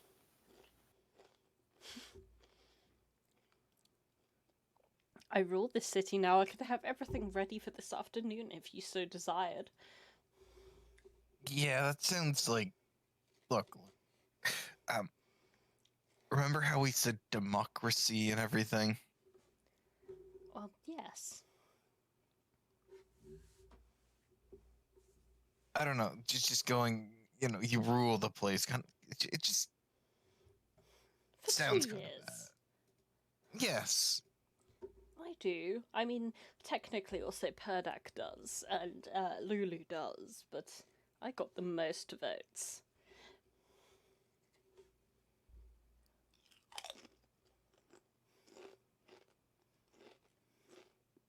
Yeah. So maybe like 3 days at the soonest, because you know we're hoping to take advantage of the magical effects of the bond for the big battle. That also makes it so, you know, we can continue focusing on that for the next couple days. Okay. Well, everything gets prepared. Well, I say that all makes sense to me. By the way, how are preparations coming along? Not bad, not bad. We had a delegation from a town I will say I've never heard of before, one to the north, called Onalembo? Yep. Oh, they did get here. Good. It arrived yesterday, as well as a smaller delegation from a place that they described as a weird fucking cult from the middle of nowhere. They arrived 2 days ago. Yeah, they were part of the group I grew up in. That is quoting verbatim from the apparently self-elected spokesperson, Clarence. Oh yeah. Oh boy. That guy. Is he okay? I did send him along with like the cult members who kept him imprisoned. He has been spending most of his time at Basic Instinct since he arrived. Oh, he's tatted up now. Or he's flirting with an extremely attractive tattoo artist. Okay, and what about those insane cult members? What have they been doing? They've been mostly preparing fortifications around the outskirts of the city. Digging lots of pits, putting wooden spikes inside of them. Good, okay. Apparently If you have any...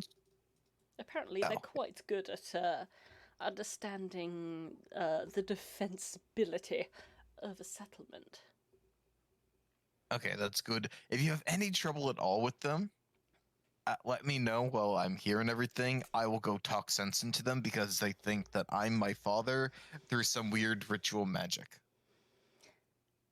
Audra, Sophia blinks like once, twice. You know, I'm actually not going to ask. Well, the head of the area currently constructing fortifications, he didn't give so much name as a title. He called himself a failure. So we've been calling him the Failure. He's over by the south gate.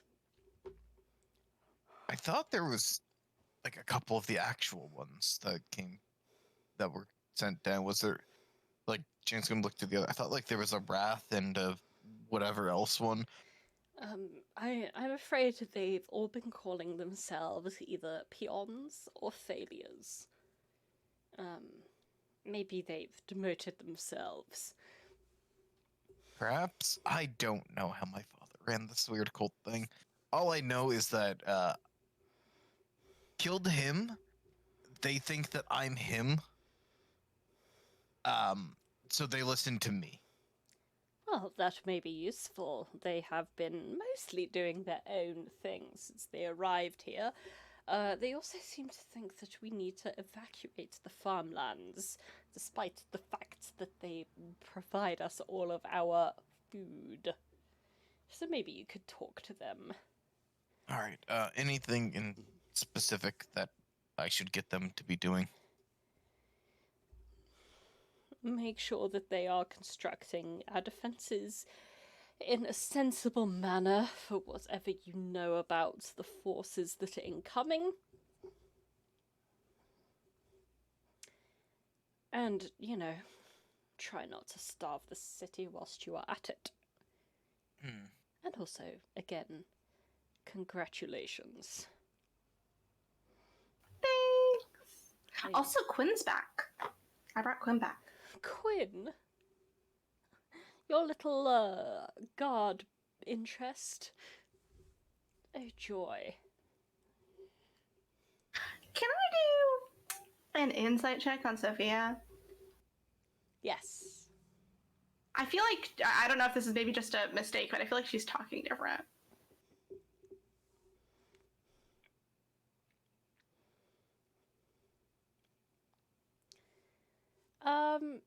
She's like putting on this like front of like super like civility because she's hiding like a deep-seated like frustration towards you. And do I know if this frustration is related to my engagement or something else? It appears to be related to the engagement, yes.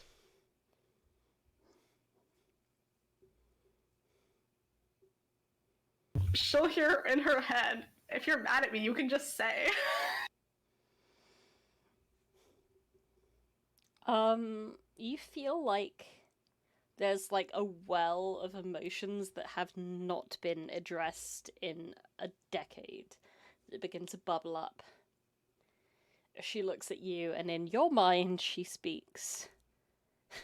You would never have chosen me anyway. I'm not your type.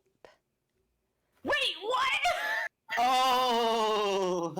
Oh! Genuine shock from Audra.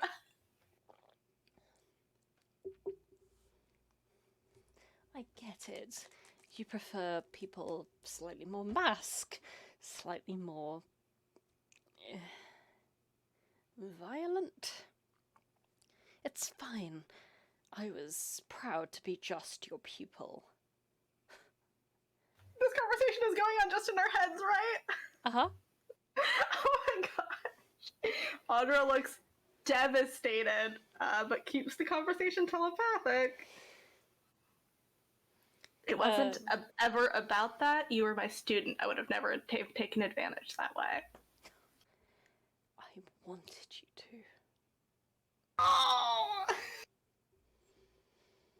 I only signed up with the school to get closer to you, Audra. You are the Asturias. You are beautiful.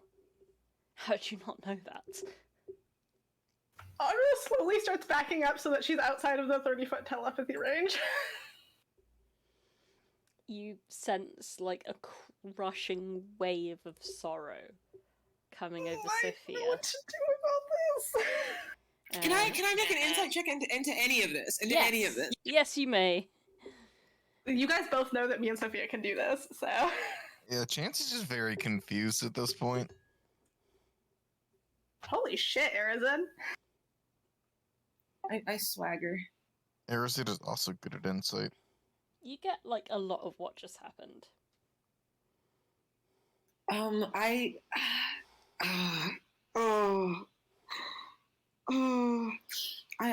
kind of cast a glance at Audra, and then I cast a glance at Sophia, and then I just I remove myself from the situation. I take my hot chocolate flask and I toss it to Sophia, and I'm like, give that back later, but you might need it right now. And I back away also. Sophia will take it. She will look at it. She looks again at Audra, and then at Chance. Audra's so bad at confrontation. I think at this moment she's truly like deer in the headlights, kind of frozen. She's just standing there, looking kind of like dumb, I guess is the best way to put it. Just kind of confused. Yeah, very much so. I was gonna say, Chance probably hears Audra whisper under her breath, like, what is am I giving off some sort of pheromone? Yeah, Chance is kind of standing there, just very much head empty. I'm imagining you as like my one dumb ferret right now. Like half of what's just happened in like the past little bit has gone way over his head. Because well, he's a very good fighter. In social situations, he is still kind of inept. Yep. And just everything, just whoosh. So I guess with that, he kind of like, I don't know, he doesn't understand. He just kind of checks out of the situation. He just kind of like, I think more than anything, like, might just look like he's thinking, like, what are those idiot cult members doing? And just kind of like staring off into the distance, like, thinking. And with that, he's gonna kind of start to walk away, probably without even his own conscious knowledge. Yeah, he's just gonna start heading off to go coordinate his cult members. Audra backs up from Sophia. Sophia like downs. Just it's not like I'm fully leaving. It's just I get slightly out of telepathy range because I know exactly what the range is. You see like Sophia kind of like down hot chocolate like it's a shot of tequila. And with that, we're gonna take our break. Yes, I do have to get going. So Chance is just gonna go coordinate with some cultists. If we do take a long rest or whatever, let me know and I'll do rollings and everything. Okay. Also, if you could, I'm not sure if you've taken a look at the things that I sent you about sword upgrades. Oh, not the most recent my ones, no. Proposition. Okay. I do have a proposition in there. It's up to you whether you want to do it or not. I think things seem relatively balanced, but we can work on that a bit and to get some of the balanced stuff and everything for like some of the special stuff that I've come up with. I'm not gonna lie, like, the amount of, like, magical balance stuff that has come from this week has been really quite overwhelming for me. Even if it's, like, after game or something, yeah, just kind of let me know. Because I want to make a note to have a look at it. Yeah, I want to start on that if possible, because I want to start upgrading sword, because, well, new spells are nice. 9 times out of 10, I just kind of walk up and start meleeing things. So you want that sword to be as good as other people's swords are right now. Exactly. Or could be. All right. Yeah, we'll do that. Have a good day at work. Yeah, I will try. And like I said, I will watch the rest of the VOD and I will take a look. If there's the long rest, if somebody could ping me so I can do long rest stuff. Yeah, we'll do. Congrats on the holy matrimony and all that. I mean, we're not married yet, even though Chance maybe thought we were. You said yes, or yeah, why not? Roll the panicked history check.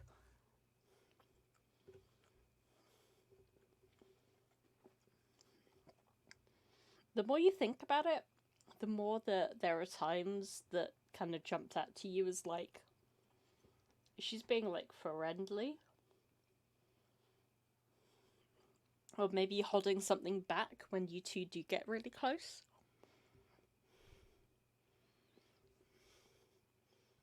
Oh no.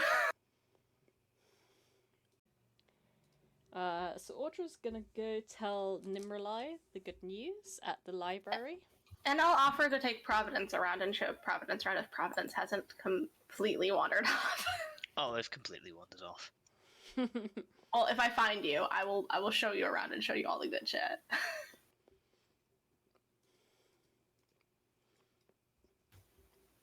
I would like to think that your robot would somehow intrinsically know exactly where you are. Yeah, I suppose that's fair. I mean, this entire time, basically, I'm going to mark every single resource off my sheet. Providence has been going around subtle casting things like guidance and haste to people, just so that whatever they're doing, it's just a bit better. Alright. And just trying...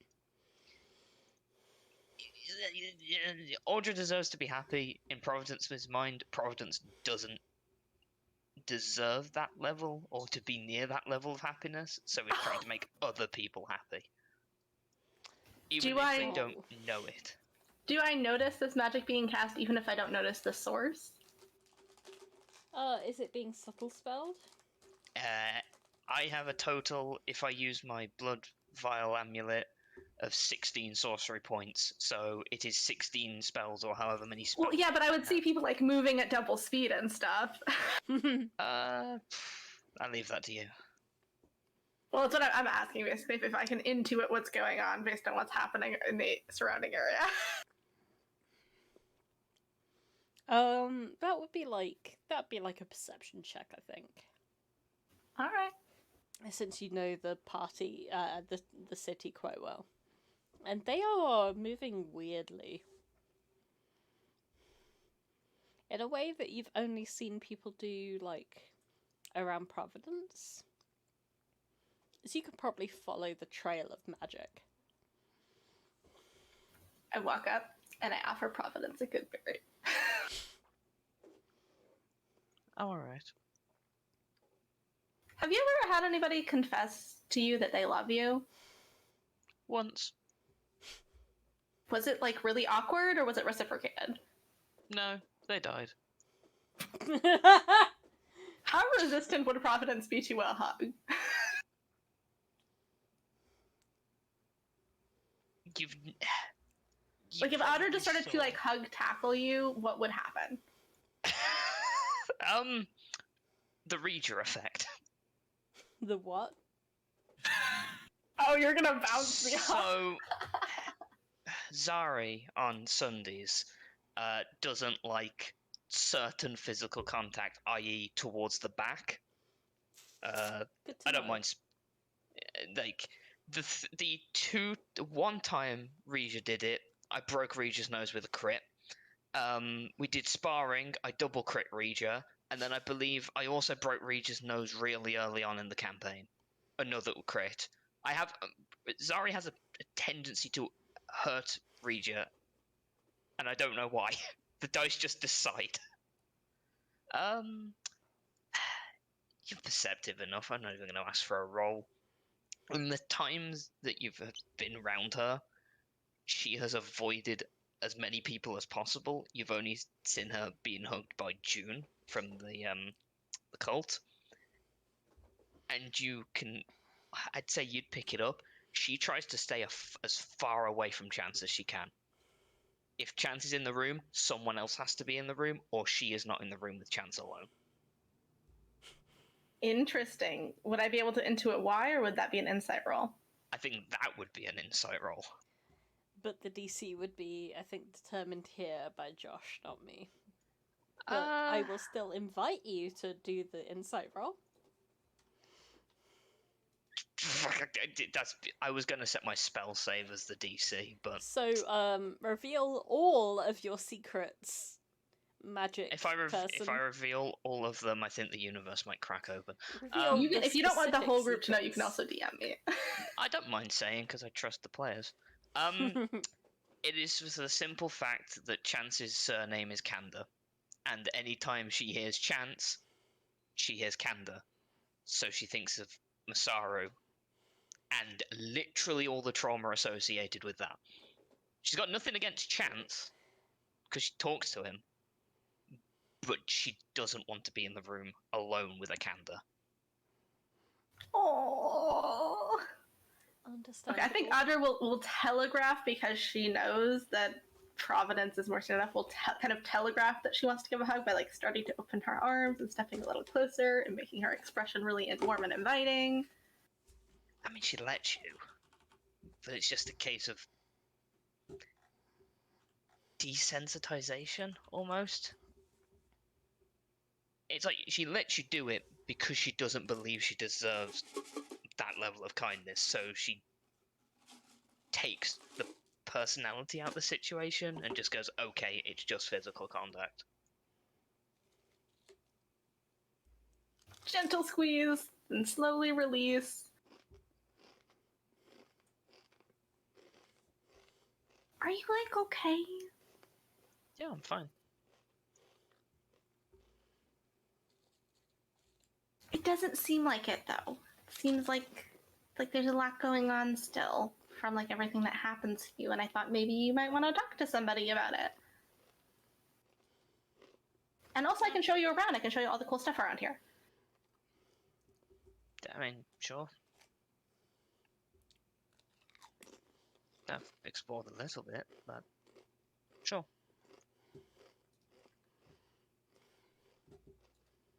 Okay, so we're in the main plaza here. There's the Blushing Gnome over there. That's a brothel. They don't serve soup. It's like, do you know what a brothel is? Yes, I had explained to me by, for the love of... I was about to say his name. Oh, for the love of something, I need to come up with something. What was their name? Was it Clarence I was stuck in the hot room with? Mm-hmm. I had explained to me by someone we captured. Not Darrence, not Lawrence. Clarence. Oh, Cactus Guy, yeah. Cactus?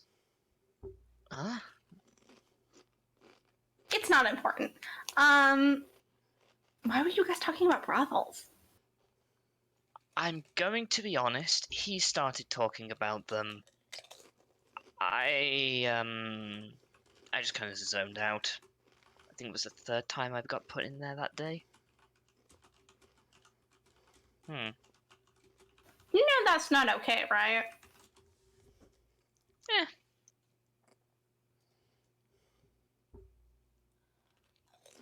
I don't know what that noise means, but it's not okay. It's not okay.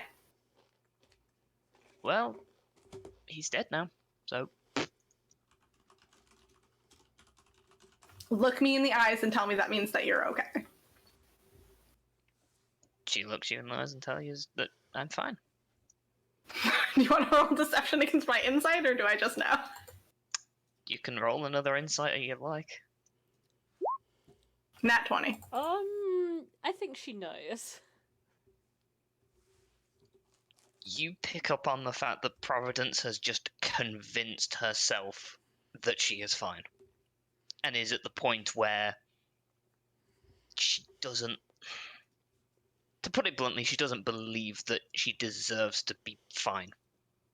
So, in turn, she's fine. Almost like a suck it up and deal with it kind of attitude. Hey, Providence? It's okay to feel things. It's okay to not be okay. I know that, but I'm fine. So I don't like to call people liars, like, generally, but I don't believe you, though. Cool. You don't have to believe me. It's okay, I'll work on you later. Anyway, this is Basic Instinct. It's the tattoo shop. If you want to get a tattoo, great place. I might need to get one touched up.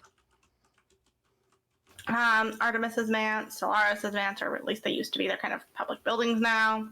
Underbarrow House, don't recommend going in there. And here's the library. You know how to read. I've seen you read things. Yep. This is where the books live. How can books live? They're not sentient. Sapient. Or sentient. No, both apply.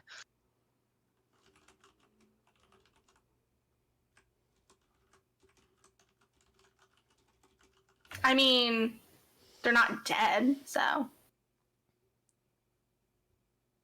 That tickled me. I'm sorry. That was very funny.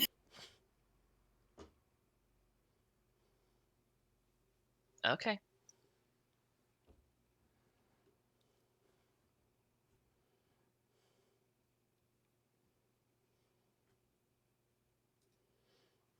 And I take Providence inside and introduce them to Nimmerle.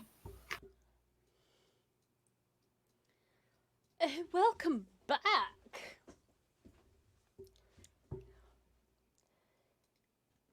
Hi, it's me. Hi. Of course. Who else would you be, my darling? Ooh, good question. I brought a friend. This is Providence. Hi. Greetings, Providence. My name is Nimrali.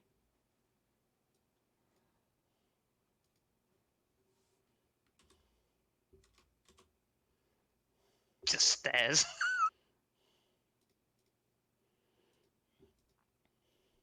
Oh, yeah. And I hand the book of, like, math over, because at this point I'm probably done reading it. Yeah, props. So to set the stage somewhat, Nimrali is like an Aasimar Ooh. guy. Is it overtly obvious? Like, he's certainly got, like, some quite overtly, non-normal features about him.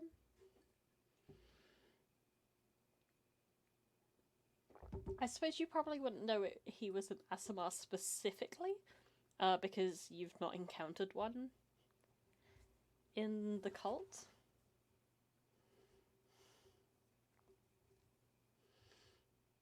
But he certainly looks like kind of holier than thou in a way that kind of confuses you. Yeah, that's fair. Like, well, you can have that. I'm done with it. A donation. Thank you. Audra, you always bring in the most interesting fellas. Yeah, I make a lot of interesting friends. You are an interesting friend, my dear.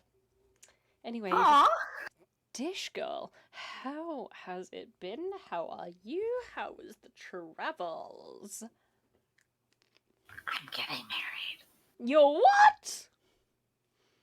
to him? Why is everyone reacting like that?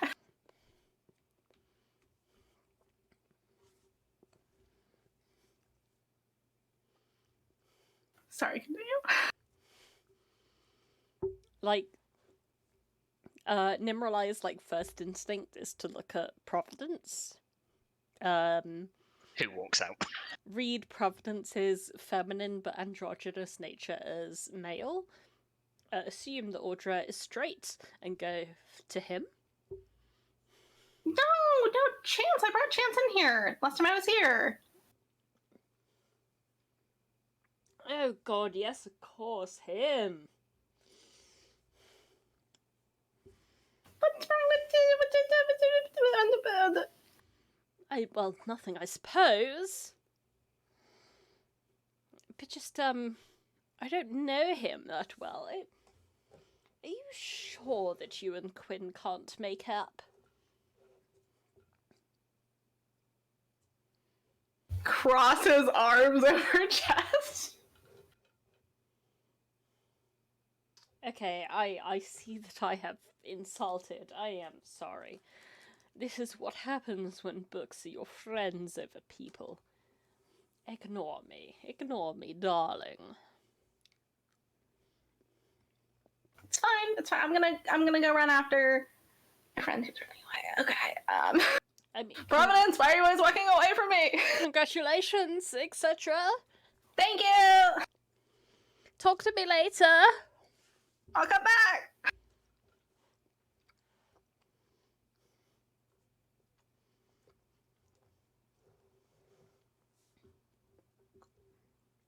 And Audra catches up to Providence. Yeah, she's not hiding. Although she could. Nah. Dare you to try? I mean, I can go invisible at will. I mean, that's only advantage on stealth. I get advantage on stealth. Still have to breathe. Bold of you to assume that I have to. I do assume that you have to. Most humanoids need to breathe. Inqua doesn't. He's not most humanoids. And I mean, doesn't he have to again? I know he didn't when he was blood, but he's human again. Okay, so moving on. Okay.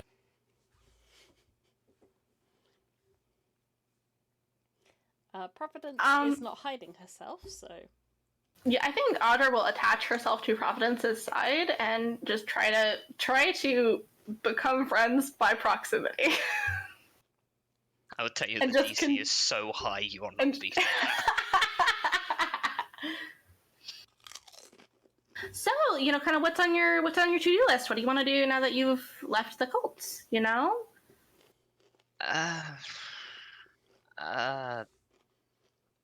Got a lot of things I gotta put right. Do you want to be any more specific than that, or like... I have done a lot of bad things, so I need to make sure I put them right before I don't have the chance to. I mean, you're only like, what, 20? 25? 27. 6. I'm going to be honest. Never really bothered counting past 25, 6, around that ballpark. Sure. But I mean, you have a long time. You have the rest of your life. Okay, you get to roll an insight on that. Okay. Yeah. Oh, still better! Would she would be trying? No, I don't have any sorcery points. There's just something about when you say you've got a long time that just. Are you okay? Yeah. Are you worried about like the imminent end of the world and like this fight? You're kind of sweating a little bit. Do you want some ice water? I can make ice water. No, I'm alright. Basically. What do you mean, basically? I was responding to Ren. Oh.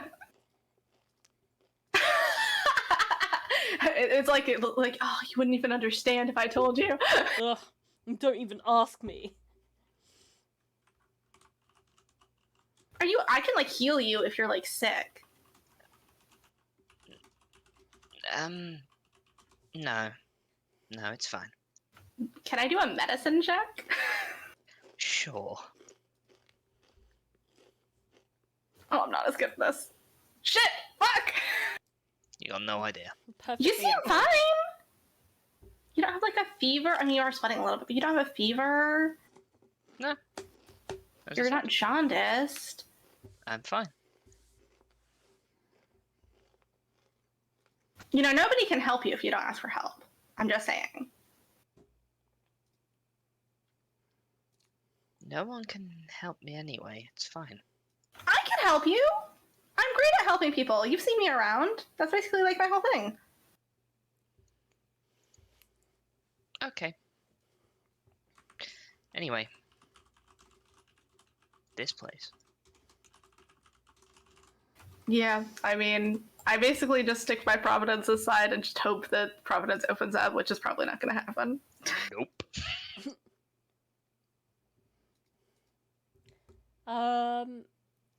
So what is Arazid and Solas up to?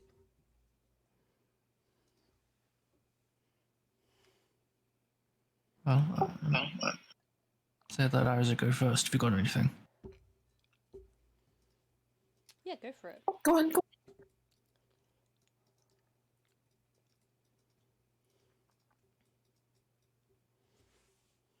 What are you up to while the others are out and about?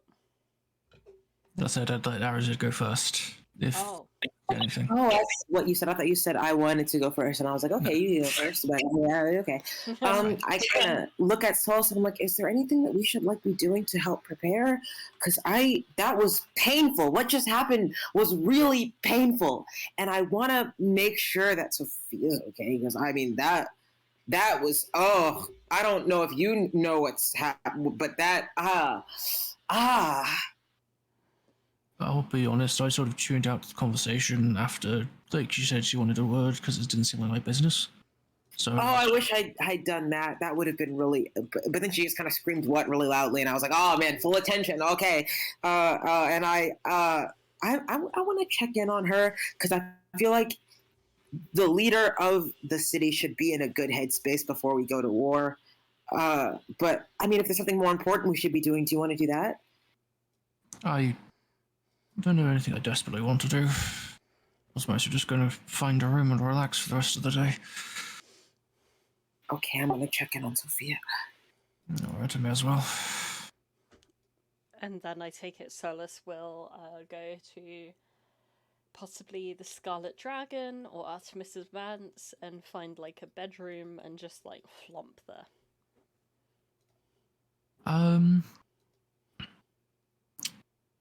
He'd find the nearest available room that's private enough to where most people probably wouldn't find him.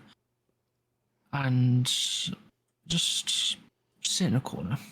That'd probably be in like either Basic Instinct or in Artemis's Manse then. Okay.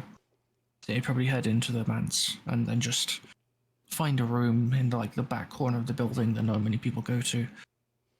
And yeah, we'll leave it off there for now.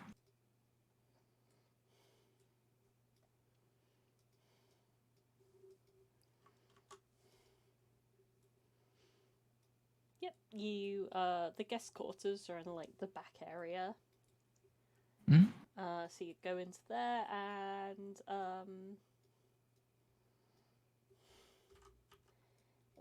Arazid, you chase after Sophia. Yeah.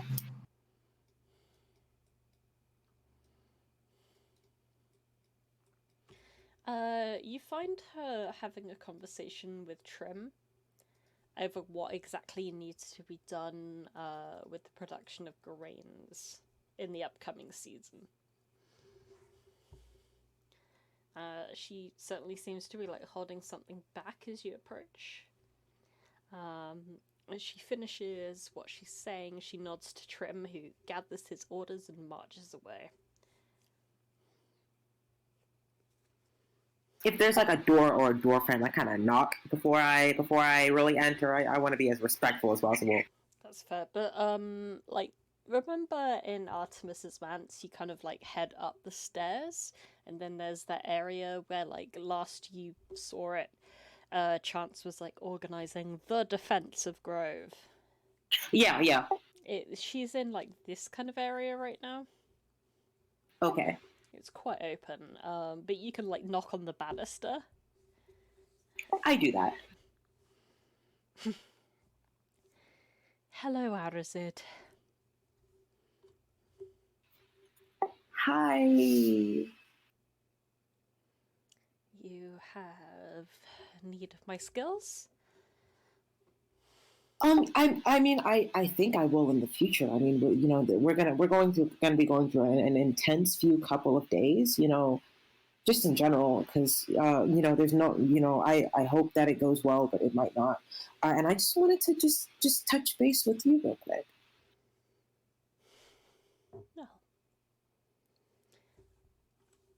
That's very kind of you. I'm doing fine. How about yourself? I'll level with you. It's been a pretty intense couple of days. But things could always be worse.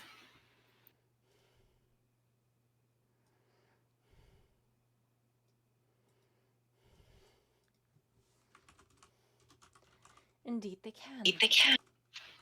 I just want, do you want to talk? I feel like, I don't know, I might be reading into this a little bit, but it sounds like and I don't want to put you on the spot here. I cry a lot, and so I kind of can tell in someone's voice when it sounds like they might be about to cry.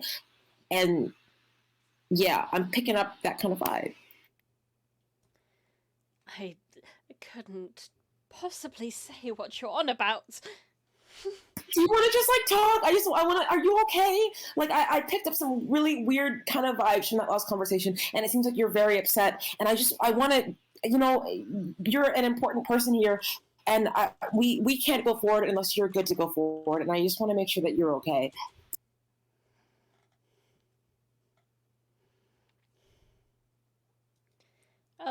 Please roll a persuasion check.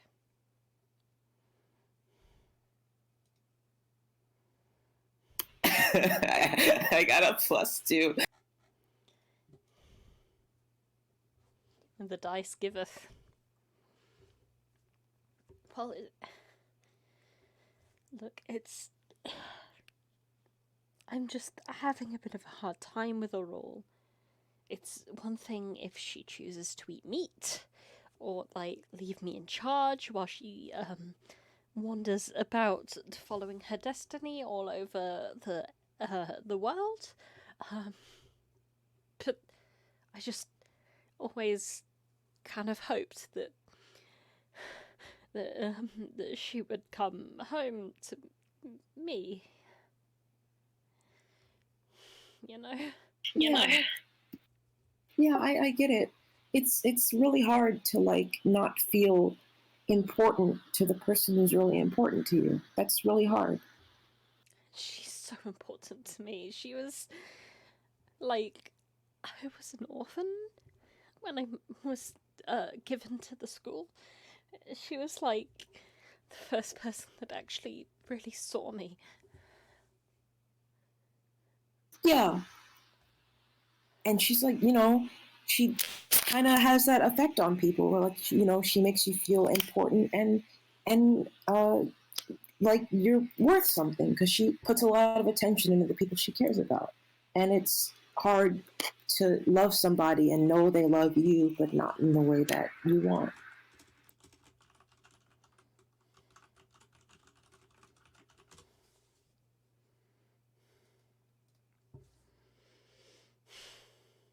I don't want to feel these things for her. She's like a big sister to me a lot of the time, but she's just so wonderful, and I just kind of hoped that we could spend our lives together in some cute druidic way, and I don't know, that guy is just kind of creepy. Arazid bristles a little bit at that because Chance is his friend, but he tries not to let it be known. And he goes, I mean, I think that in some capacity, you guys still can spend your life together. It just won't be in the way that's exactly what you want. Yeah. I mean, what I want is to just be in her life in any way possible. I don't want to feel these, like, possessive feelings for her. It's not something that my religion encourages. Yeah, but like you still feel them, and like it's okay to have emotions that are bad. I have emotions that are bad all the time. Like this person that I care about a lot. Like we rescued like one of her friends from like a jail a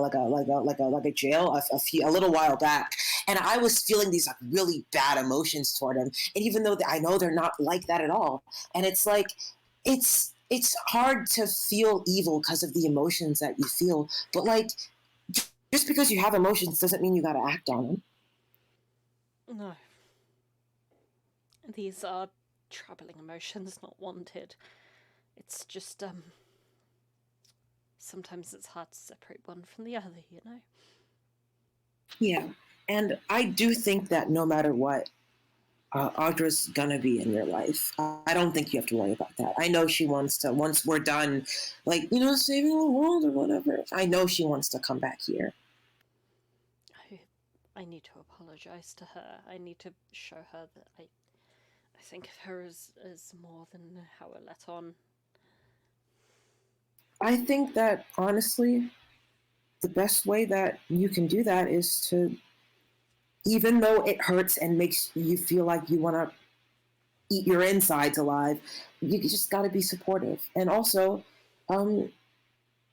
you got to be ready because times are going to get tough. And although emotions are distracting, I don't think we can be distracted right now.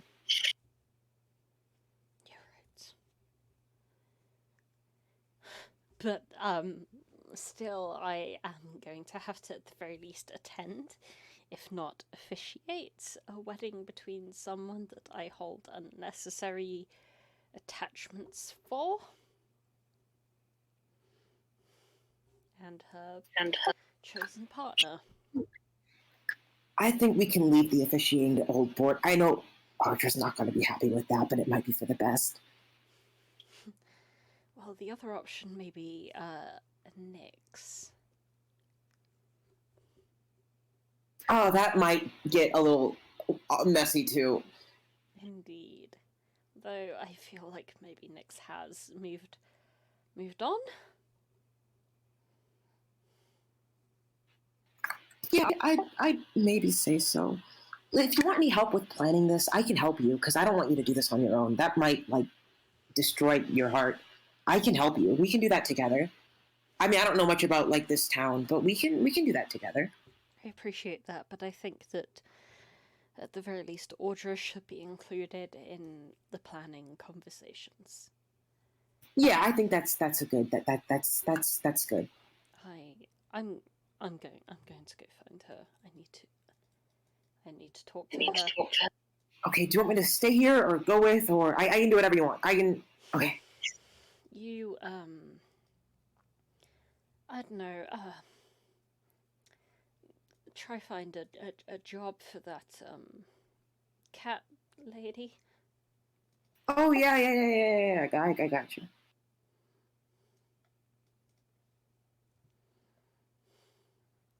Sophia's gonna start walking off.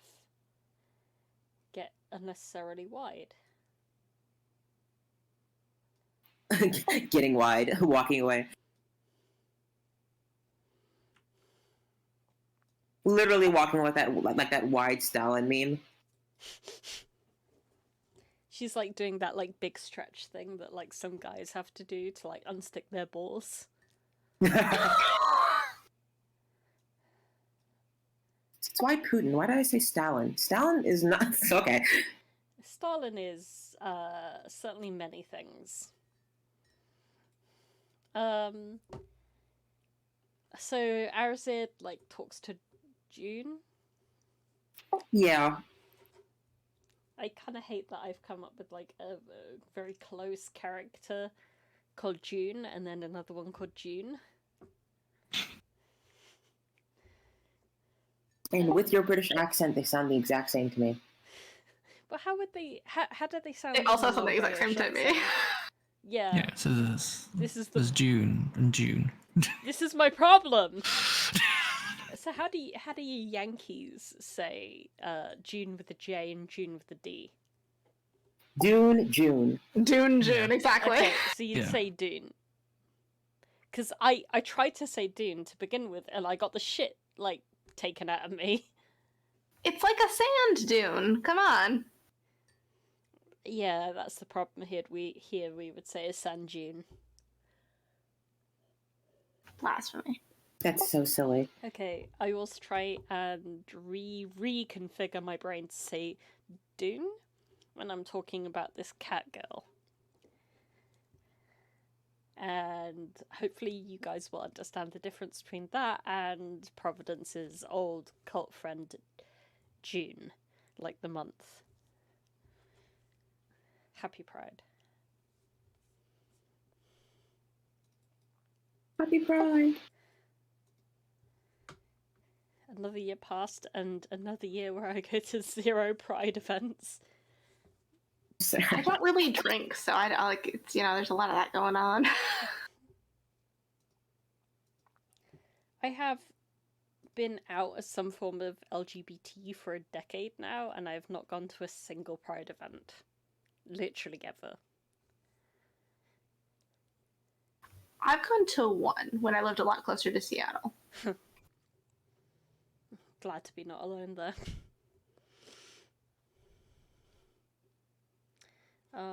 So Arazid, you have a talk with Dune. Yeah, I just kind of go, hey, do you want to go like see if they're like setting up any like armaments or like if they're making any defenses? And you want to do that with me? We can go make the defenses defensy. I think Chance already like walked towards the defenses, so you guys can like follow him. Oh, absolutely. In a sense. Solas continues to meditate in his own little closet area. Well, I did have a bit of a plan, but if there's something else that needs to be done, then... No, go ahead. What's the plan? Okay. So, once he's found a room to kind of be alone in, he'd walk to the back, slowly unwrapping his cloak from the sword. It's wrapped currently. And just kind of slump down in a corner, lightly tugging the sword a bit. As he just kind of speaks out into the room and says, "So, can you have a normal conversation or what?" I am the epitome of normal, darling.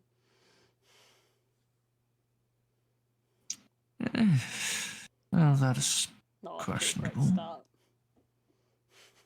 That's certainly questionable, but regardless.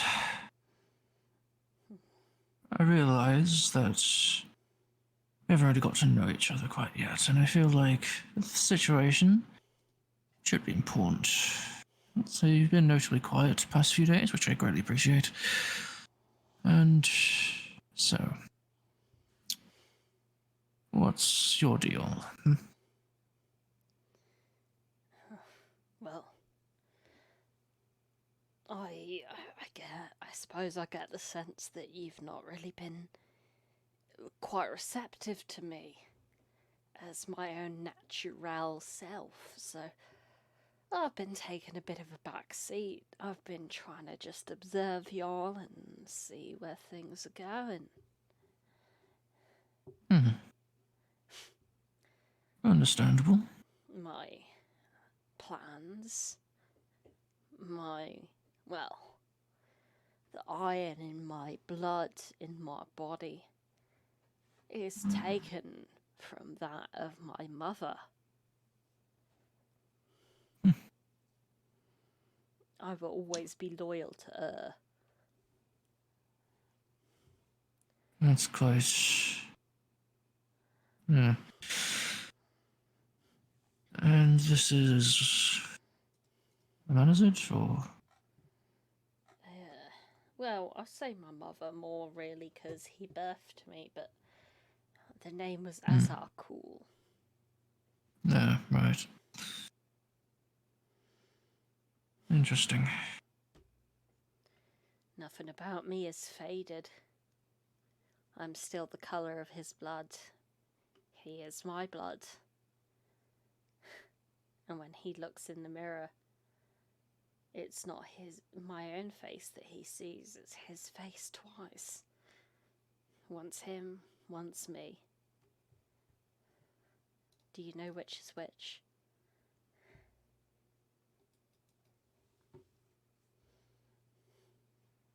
Oh, that's entertaining.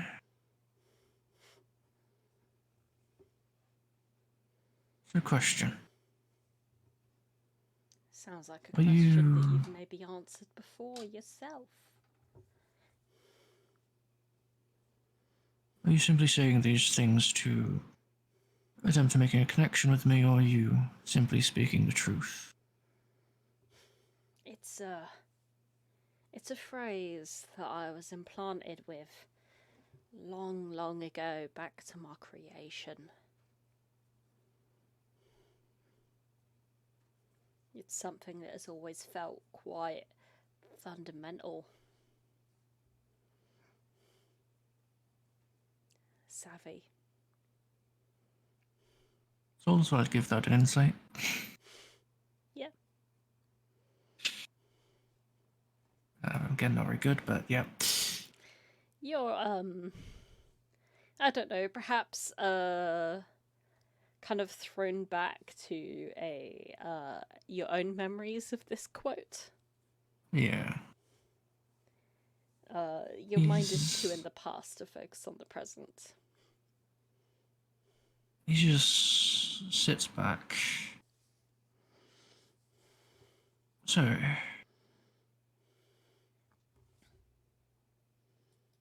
do you believe or trust in prophecies? Of course. Prophecies are all that I was made with. If prophecies are not true, then what is? Well, then that's a place we can disagree, I guess. As far as I'm concerned, I couldn't care less about any of it. Sure, they may guide me, push me in a direction, and I just follow, but it feels like a chain, you know? It doesn't feel like a light to walk towards, it feels like I'm being dragged on the ground by my feet.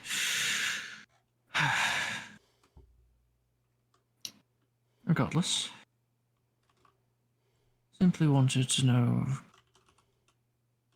when I first gave you a look back at Sklard's now pile of melted rubble, all you were seeking is blood and things of that nature. Was there any particular reason for that? Was that inward thoughts coming out, or just letting yourself be known?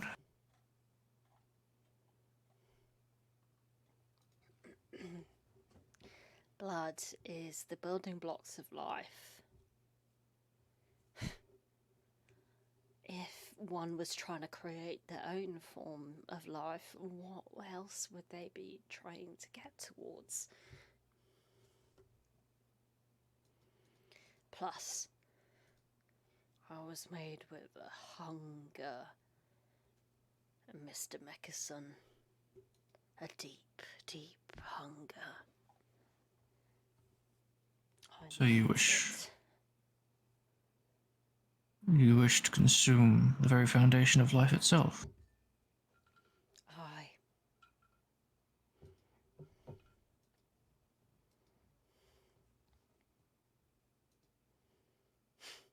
I wish to become what you are. I was made with a parody of what you are. I see. Well, sorry to say that you've ever planned to take me over. That probably won't work. Even if I let you, my reflexes will kick in. And they are quite trustworthy. Oh, it ain't my jam, Mr. Mekhis, to take you over, but you draw me from this here scabbard. You let me taste that sweet copper-free air. I'm not sure what I would do. No, of course. But in my lucid mind, I am quite content to continue to be lucid.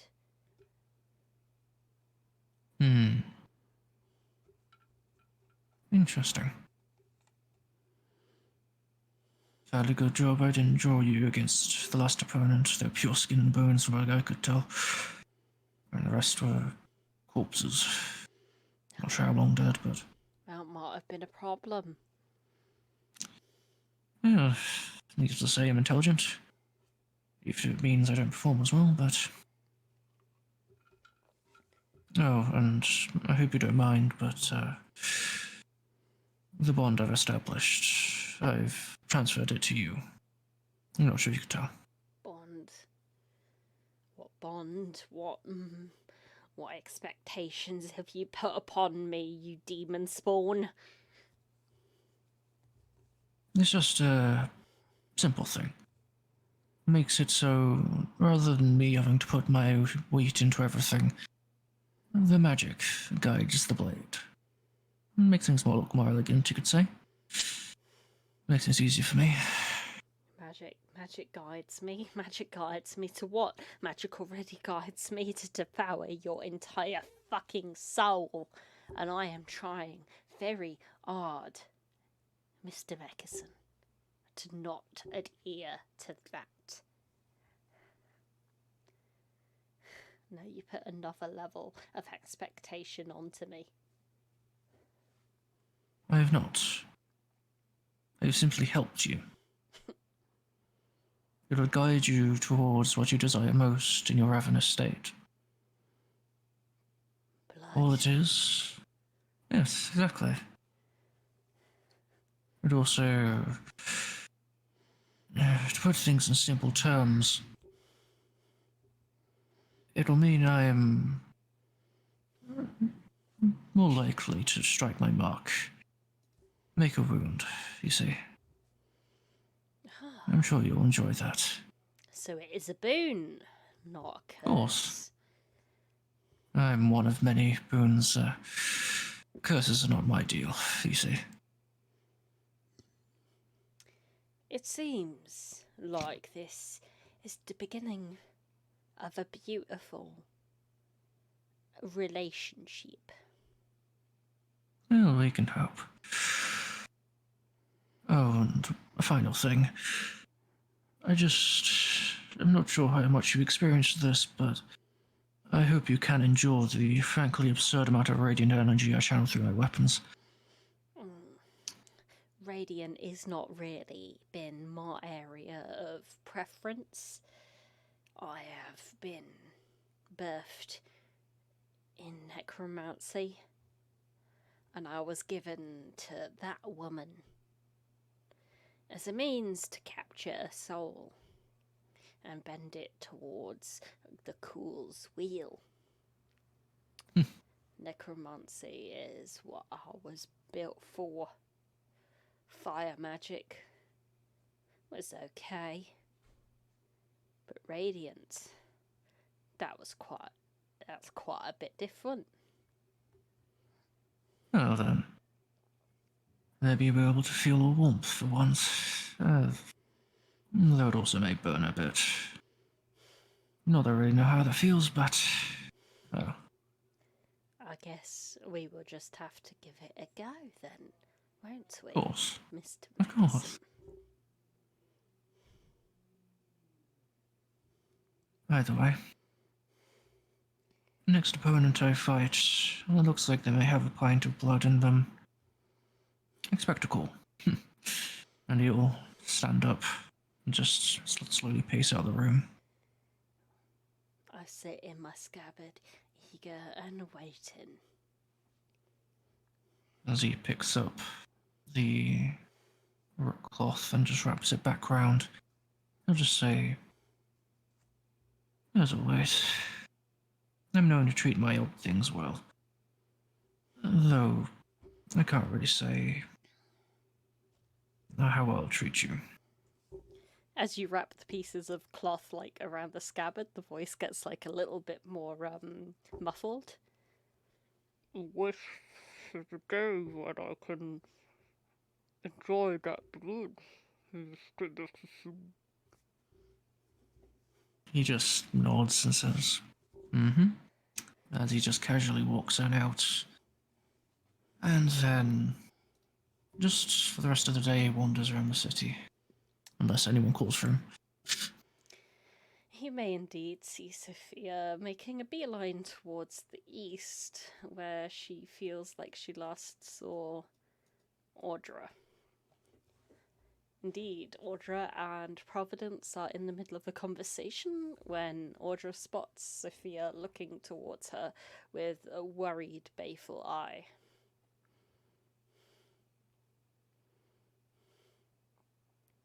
Just be normal, just be normal. Hi!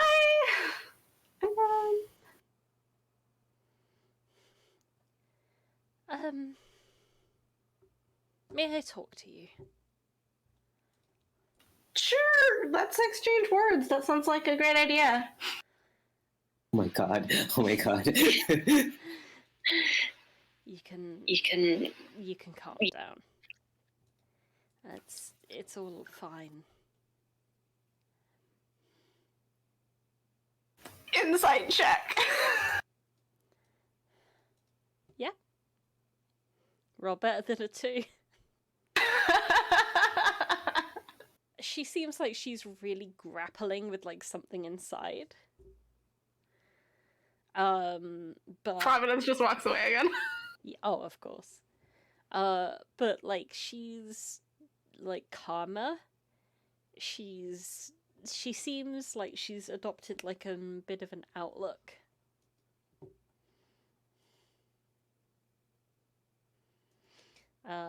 Since you last saw her, and she just like goes to this like half copse of trees, and like Audra presumably follows. Sure. Audra, I need to apologize. I really overreacted. No, I intruded on your innermost thoughts, and, even though we've done that in the past, I shouldn't presume that that's always going to be cool.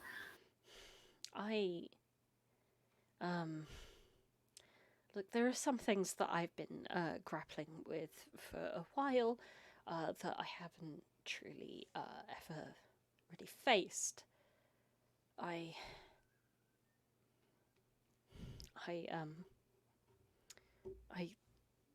think that I may be gay. I mean, that doesn't matter to me, right? I don't really discriminate. I know you accused me of having a certain type before, and I've only really been with 3 people, but it's not really. It's more about like the personality. I appreciate that. It's just my parents were a little bit less open than you are, and when I was fire flickers in Audra's fist very briefly. I was sold to Oldport from them when I was 6, and I came home and was like, Daddy, guess what? I have a girlfriend, and they didn't like that, and then you were just so nice to me, and I know, even though logically I know it's not you. You were just so nice to me at a really particular time in my life, and I kind of just always had this vision in my head because of how accepting you were and how comforting everyone, but especially you, made me feel. I'm sorry for putting that on you. Listen, I'm not going to fault you for having feelings, but, it's just, I don't want to ruin the friendship that we have. I care deeply about you. It's just not in that way. Truthfully, I don't want to feel about you in this way either. But I mean, there's nothing wrong with it. It's not like you're a bad person. I don't want to ruin our friendship either. I want to be able to marry you and your betrothed. I mean, you don't personally have to do it. I mean, I suggested that before I knew that this was going on. I know, and that's why I want to do it, because I don't want to have this thing going on. It's a stupid childhood feeling that I should have already left behind. Okay, let's just back the carriage all the way up. Back the carriage all the way up. Let's just slam the shit in reverse.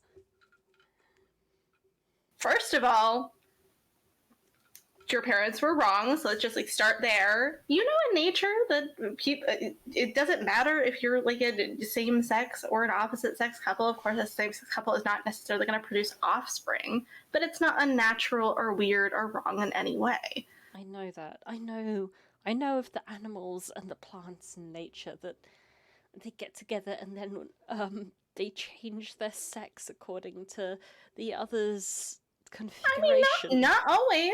I mean, they're birds and fish and other creatures that just hang out, and they're not able to change their gender, and they're just happy being two of the same kind. I know all of this. I've meditated on it hard. It's just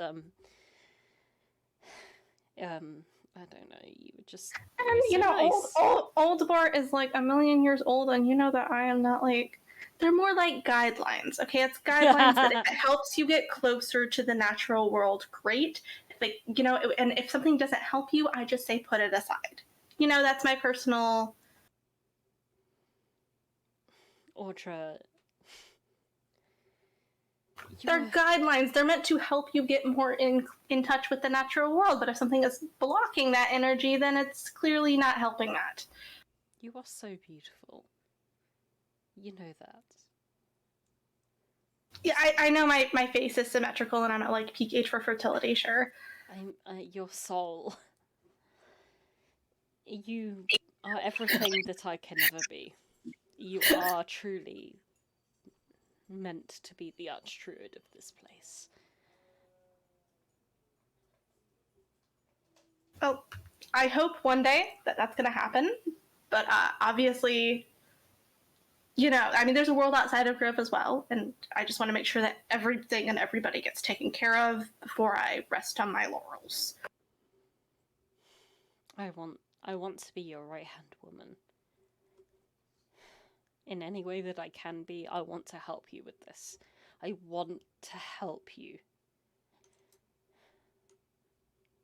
As long as we're walking away from this conversation with the understanding of there's nothing wrong with the way that you feel, and it might be for the wrong person at the wrong time, but that doesn't mean there's anything wrong with that. You know that, right?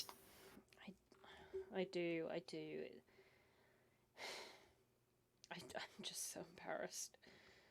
This is the kind of the thing that you doodle in normal children would doodle in a diary when they're 13 fucking years old, not coming out when they're nearly 30. I honestly, I don't know what's wrong with that. Seriously, what's wrong with that? You know who you are and what you like. There's no wrong time to arrive at that conclusion. I'm just embarrassed that I was forced in a way. And again, I apologize. We've always had a certain transparency in our communication, and that I should have asked. And I should have been more. I don't know. I want to say that maybe I should have been more in touch with my druidic teachings to not let these earthly attachments affect me so, but as you say, whatever brings you closer. It's just, I didn't want to change our friendship. I get that.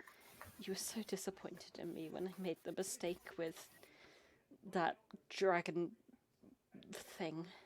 I just didn't want to upset you again so soon because of something I had done. Because once again I was proving myself unworthy. Okay, again, reversing the carriage. What's up with all this shame-based language? Like, there's just, you had a feeling, you know, it's... I guess I've just been feeling a lot of pressure. You don't have, like, a lot of control over, like, what you feel. It's, you know, it's how you act, and you've never, you know, obviously there was a misstep with the Arazid, but I understand that came from a place of concern. You've never truly, like, acted negatively towards me. I've never, you know, it's like you've always been very kind to Chance, even though I know personally he is not your type of person. Your offers, you know, to help take care of the wedding were all, like, I could tell they were genuine and that you wanted to help. I just don't. Do I look angry? Do I look angry or disappointed right now? Like, if Sophia were to, like, raise her eyes and look at you, what would she see? Concern. If Sophia and maybe a little bit of, like, anger and frustration, but clearly not directed at Sophia. Right, maybe more like her parents and that. Her parents, and, like, maybe a little bit like Olbert and, like, the old school druidic teachings and how strict they are with it. And, like, her frustration that, like, even though Sophia was her student, she was still so heavily influenced by that, like, rigidity. Sophia will raise her eyes and will look into you, and her vision will begin to swim and cloud, and tears will begin to run down her face, and she will come in to try and give you a big hug. Oh yeah, of course. Big mama bear hug. Squish. I will never stop respecting you as the most powerful, the best encapsulation of what we have been taught.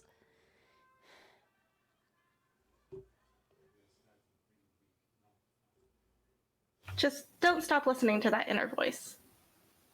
I hear you. If there is anything I can do to help you with your special day, just let me know. You've done plenty. All right, here, I have it. I have a handkerchief. Hold on. Let me just get it out of my bag. It's not the... I'm, like, the awkward shuffle to, like, one, try right? to get the handkerchief, like, while in the hug.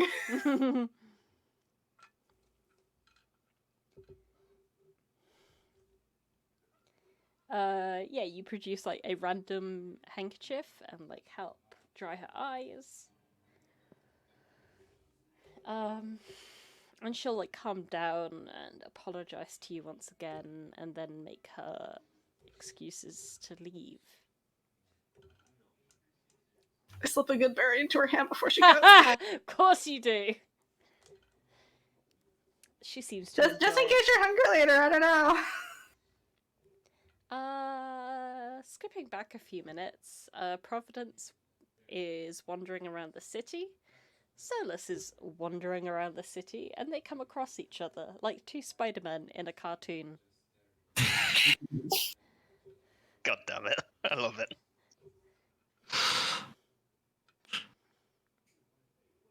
If you don't say anything, she walks past.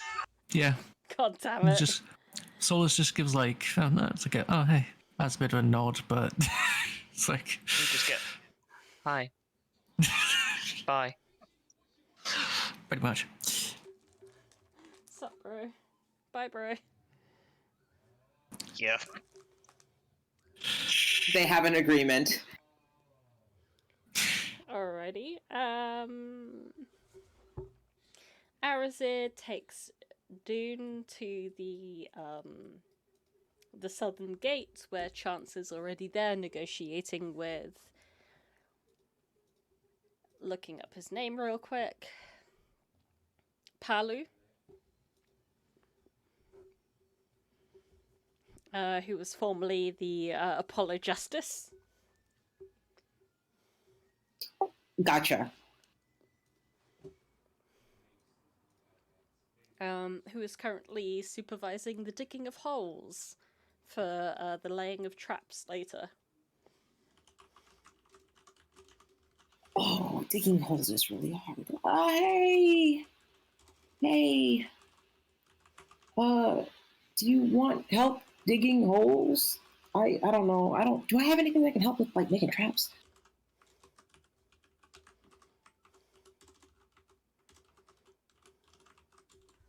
We could always do with more people to dig holes. Jesus Christ, that's what levels me up to 40.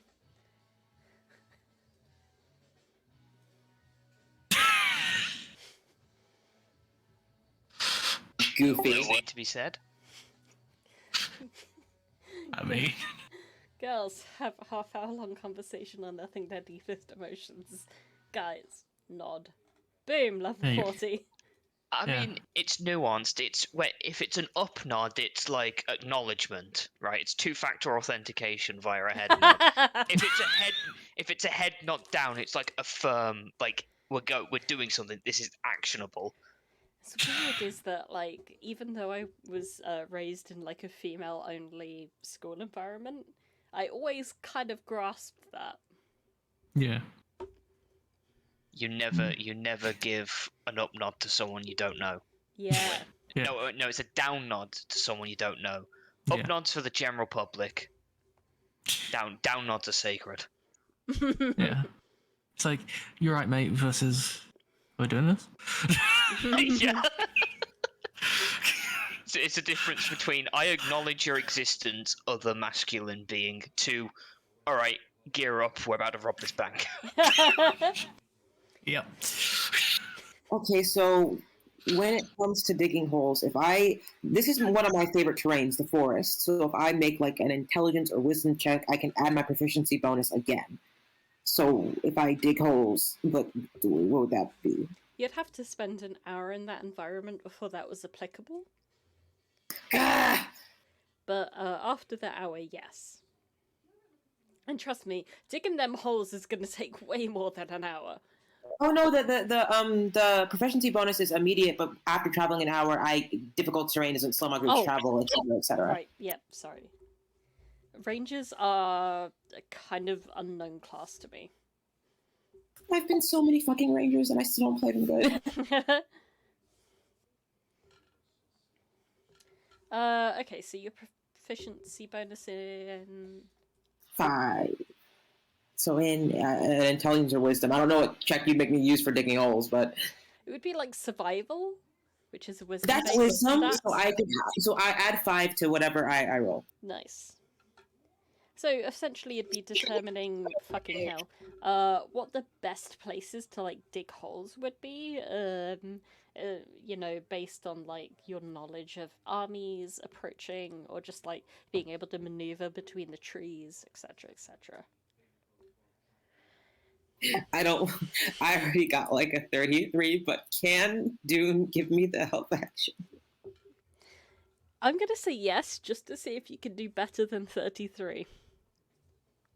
Oh my god! Fucking nat 20. What the shit? A cool 37. So how good do I place these holes? Actually, a 37 isn't quite high enough to beat the DC. Are these like divine level potholes? Yeah, they're fighting the knights who say "me." I thought they were fighting the council. I'm going to be honest. That comes later. It's more outrageous, more unfair. So you realise that like a really good place to place these like what are they called? Like pitfalls. Thanks, Pitfall Harry. These pitfalls would be most best suited around like either side of like the trunks of trees. I relay this to Palu. Palu. Palu, yeah. I relay this to Palu, and I'm like, He's a pal for you. Pal! He says that out loud, just like that. And he's like stars in his eyes for a second. He goes, okay. Well, I think we should place them like around this area, like around like the trees like this, because I mean, if they're going through to try to get like cover, then they're gonna like fall right in, and they're gonna get like really. It's gonna be great. Palu looks at you like you've just said, "Hey, did you know 2 + 2 = 4?" But I rolled so good. And he's just like blinking at you. He's processing. He's kind of having to like reconfigure everything you've just said.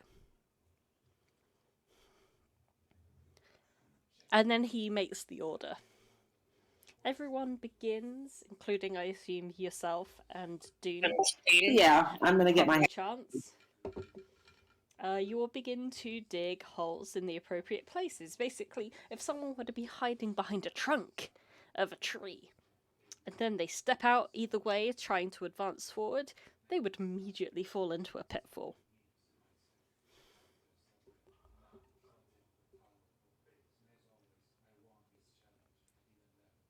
Teehee. How deep can I dig? I'm like the size of a hole. How deep can I dig?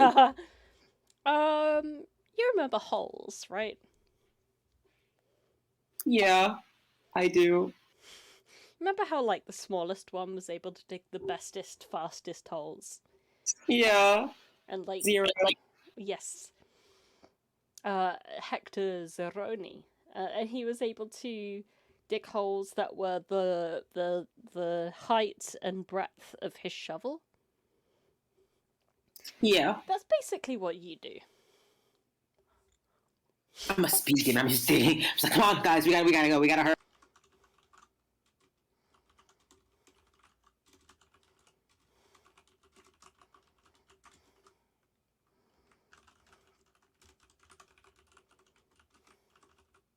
And that's kind of what I spend my time doing until like the sun sets. I just want to get everything prepared and ready, and also shake off the bad vibes of the conversation that I kind of had with. Oh, it ended okay, but the conversation I had with Sophia.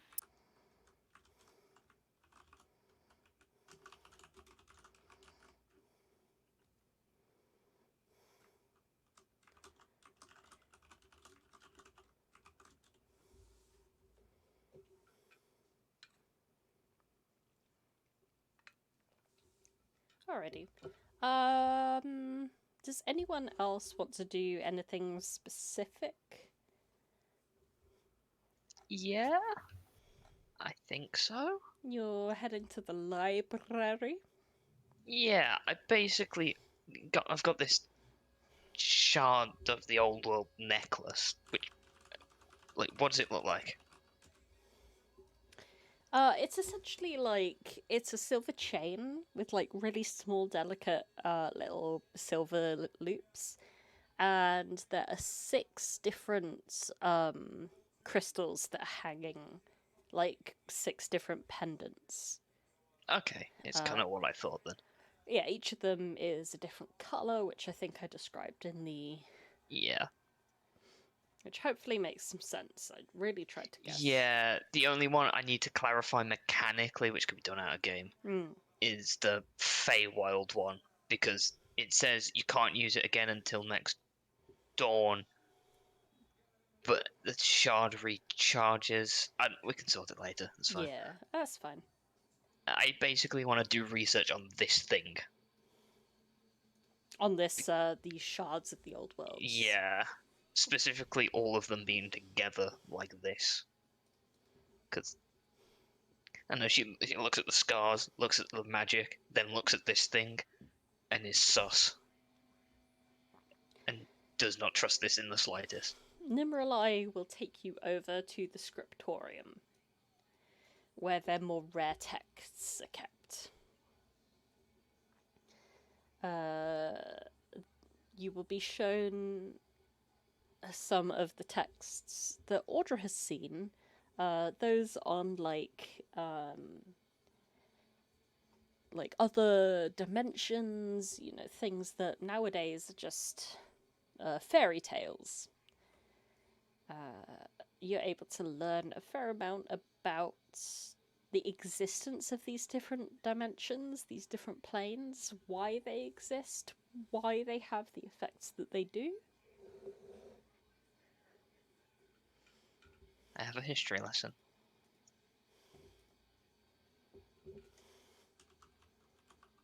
That's nice. I guess probably trying to start to attune to it whilst trying to learn about it. Cool. Roll me an Arcana check. My Arcana isn't bad. I'll guidance myself.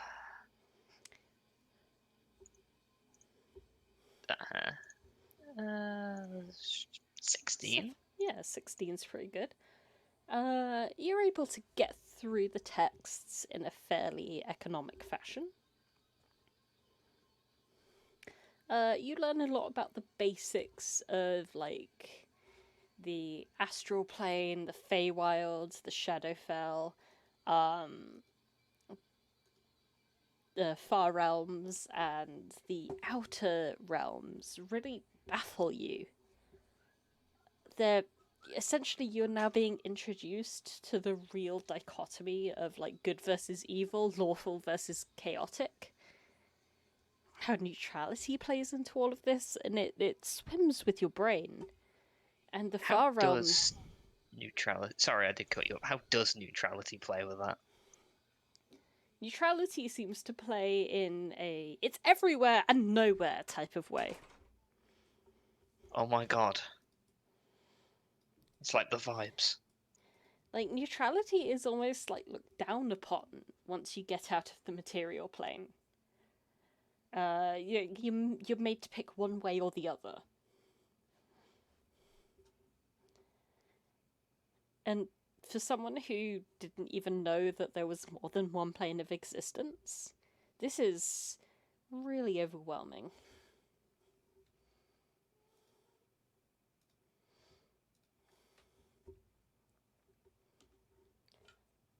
Providence goes quiet as the player post to me.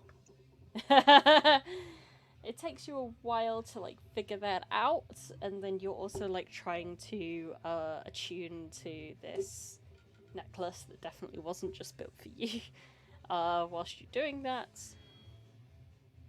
So, like, one concern is kind of superseded by another. Yeah, that's fair. And you kind of forget about, like, the immense, like, interpersonal dilemma of, like, good versus evil and the validity of grey areas, but you're just like, hee hee, pretty necklace.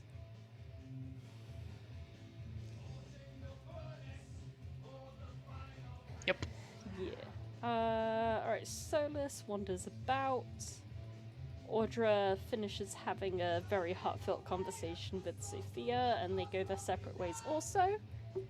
Yeah, I also want to do some research, but that can happen out of game also. Alrighty. And the rest of the party dig holes, and I feel like that's a good place to end things for this week. Ish. What? Did you want to have more conversations with me? You could all sword. I'm just picturing the sword being implanted in the ground with like a Peaky Blinders cap just over the pommel. And just a minor illusion, like, cigar. Just resting on the pommel. I could do that. Matt, every now and then, Matt comes to me with, like, really funny, like, character ideas. Like, not for use in a game specifically, but just, like, spitballing ideas. And once he came to me with, like, oh, well, they tried to be, like, the new King Arthur, but they couldn't pull the sword out of the stone. But they were able to lift the stone up So now, now that you, I think I've seen it in a meme as well, so I think you probably came across it online. Yeah. It was like so now he wields the stone as a club. Yeah. It's literally like it's literally Tears of the Kingdom shit. Tears of the new Zelda game. Yeah. I have beautiful. Not decided. I have decided not to buy that. That's fair. But yeah, there's literally a mechanic where you can literally attach anything to a weapon. A rock being one of them. Have you seen the one where he just plants a sword? R.I.P. Reddit. Yes. Yeah. The one where he plants it into the Sky Island and just hits Ganondorf with an entire island. But yeah, no, like... Yeah, that's honestly... I've seen that a few times. It's honestly a really funny idea. It's great. It's like, it kind of reminds me of this book that I read. I lent it to Dewey. This prophecy was told about, like, this son who was going to be, like, he was the chosen one. He was going to do everything, you know. It's the standard, like, chosen one narrative crap. Mm-hmm. But then a famine hits his town, and he dies from the famine. And then his sister is like, well, if you're not going to take your destiny, I'm going to take it from you. And, like, she just, not, like, quite trances herself, but, like, disguises herself as a boy for the entirety of the rest of her life, specifically to steal what should have been her brother's destiny. But he was too much of a quitter to take it. It's a really good book. This is a really cool idea. Yeah. It's called She Who Became the Sun. I'm not done with it yet. I gotta finish the damn book. You'd better, because I kind of want to take it back with me. If I can't finish it now, I'm gonna get it on Libby and read it on Libby, and that'll be fine. I think I was gonna recommend it last session, but the Locked Tomb series. I do love that because it's got like sci-fi necromancers in it. Oh, Locked Tomb. Yeah, Locked Tomb. Like something newer. There you go. The first book's a bit slow. Yeah, the second one it's a lot, and then by the third one you realise that the people that you were rooting for were just bad. Just bad. Oh, love that. Love that for them. Good book.